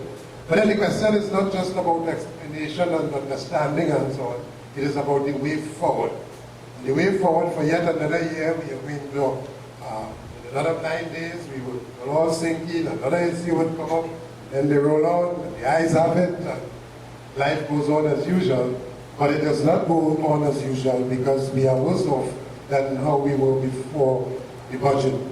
And therefore, I think that we have to begin to focus our minds on the system of governance, which system gives power to a few to determine those who go out in the vineyard, get all the ingredients for the pie, take the pie, that whole economic pie, without whom the pie is not possible, but then make that pie and those dividers determine in whose interest the pie is going to be divided. And history has taught us that repeatedly it is never in the interest of those who take the pie. So the question has to be radical reformation, changing of the system that would allow them at the end of the day, at the end of the debate, regardless of who say what, the eyes have it, and then it's business as usual. It cannot be business as usual, and therefore we have to pay close attention to all of the submissions and contributions that come from all of those who are now seeking office to run the country as to what are they saying in terms of the system of which the people criticize, and when they get in power, they just embrace the same system to their advantage and to their disadvantage of the masses. And so it is our responsibility, and here again I would be remiss in my responsibility if I didn't highlight that which has already been highlighted in terms of listen to everybody, but in that listening you will hear a difference coming from those of us who believe that it can change and who have the will to change it, and certainly advocating that this is a different system, which incidentally, I don't know if it was by design, but our color is represented in the color of this of the agenda here. And I speak here of the movement for social justice.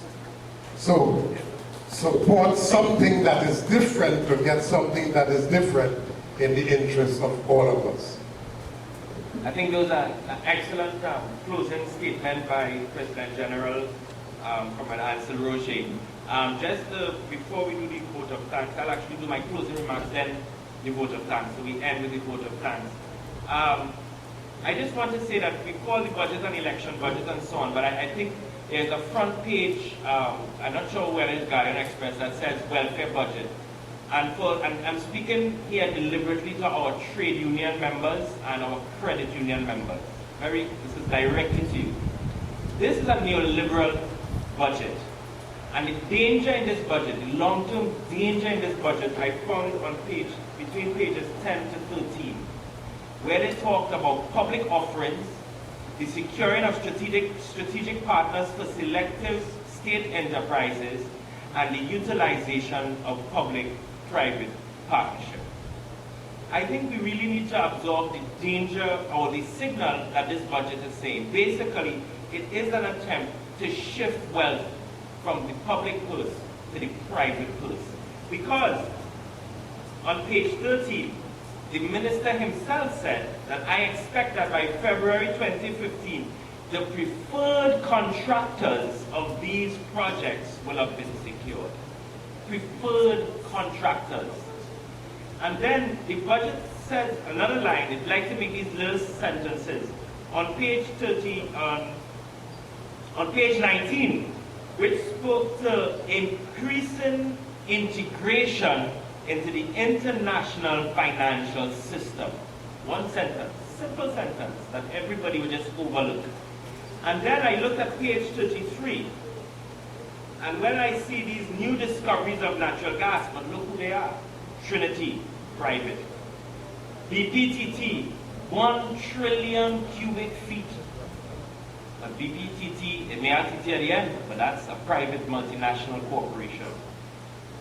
26 million, Trinity again, and then 40 million, Repsol, private entities, further entrenching private ownership of our energy. So in case we did not take notice, what we really have in fact is a direct attack on people's institutions. The credit union, one sentence, you see how simple these sentences just come in here? Integration into the international financial system, moving the credit union across the central bank, increasing public-private partnership in everything. And if you go through the document, it's in health, infrastructure, education, and I saw it come at Remy, ICT. It's everywhere throughout this document. We have a really serious danger at hand, and I think we have to consider very clearly our response. And it's, as Comrade Roger ended, it's not simply changing the administration, which we will, but we really have to move towards changing our system, because our neoliberal agenda is coming down the road. And who is to say that the PNM also does not subscribe to a neoliberal agenda as well? So our only chance and our only hope is to support one organization that I'm sure, because it states in its vision, clear, that it is against a neoliberal agenda, and that's the movement for social justice. So I thought we could just re-emphasize that point. We tired or we afraid to clap that?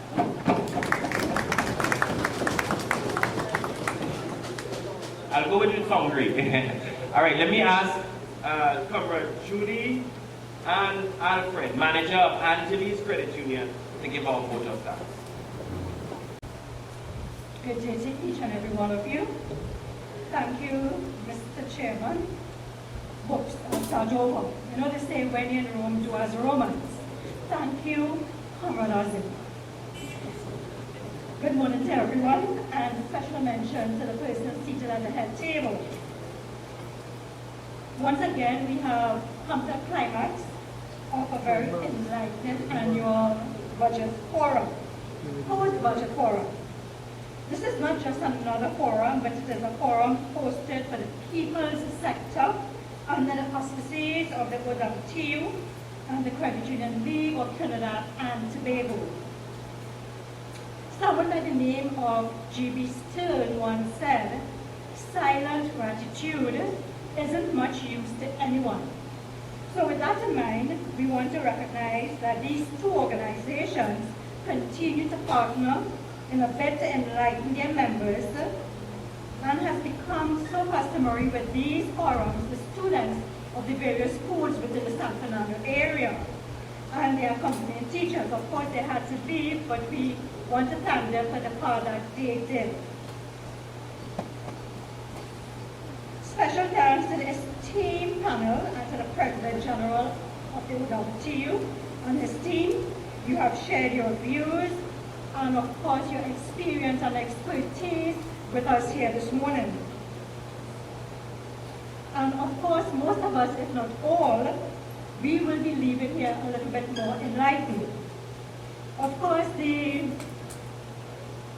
manner in which the presentations were made was so passionate, so vivacious, so spirited, that of course we sat at the back there and we were just taking in all that was being said. Thank you very much for what you did this morning. And of course you would recognize that I think it was General Secretary of Clifton who alluded to the fact, as well as a young man from Naparima Boys, who indicated that this is one of the forums whereby you get the true picture. It is open, it is transparent, it is tell it as it is. And we want to say thanks very much for that. The students have left and the accompanying teachers have left, most of them, but for those who are here, thank you for accepting the invitation and for participating. Remember, young people, and there are some persons here who are still in that category, The baby boomers age is going out, but we will have Gen X, Gen Y, and the millennials around still for a while. The idea is that whatever decisions are taken will impact on you in the future. Thanks to the President of the League, Mr. Remy, and his team for the support and actively participating in this forum this morning. One must not forget the staff of both OWTU and the League for the administrative support rendered. And you know, sometimes people tend to look at the great things that others have done. But Mother Teresa also said that great things no one can do great things on earth, only small things with great love. So the administrative support that was rendered to this program this morning is very welcome. Thanks to the media, caterers, the sound system persons, and to all those who contributed to this forum this morning. Thank you very much. Very importantly, we want to say thanks to you, the members of the various unions who are represented here today, the trade union movement, as well as our credit union movement. Without your participation, without your input, without your presence, this forum would have been it would have been futile. It would have been an effort in futility. Thank you for being here today. From the League's standpoint, as stated before, this is a view from the League that this really is an unbiased, tell it as it is forum. And it is a pleasure for the League to continue partnering and sharing in this experience. Once again, thanks to everyone, and I wish you a safe journey to your destination. Thank you very much. And just please join me in thanking the vote of thanks person, Ms. Julianne Alfred. Okay, we just before we close, we're asking the OWTU comrades to stay for 5 minutes. We have an important there's something important that the Secretariat need to talk to you about. So all OWTU comrades, please assemble maybe to the right-hand side, my right-hand side, your left-hand side. The Secretariat need to talk to you. So can you give yourselves a round of applause as we bring this year's 2015 People's Sector Post-Budget Forum to a close. Thank you.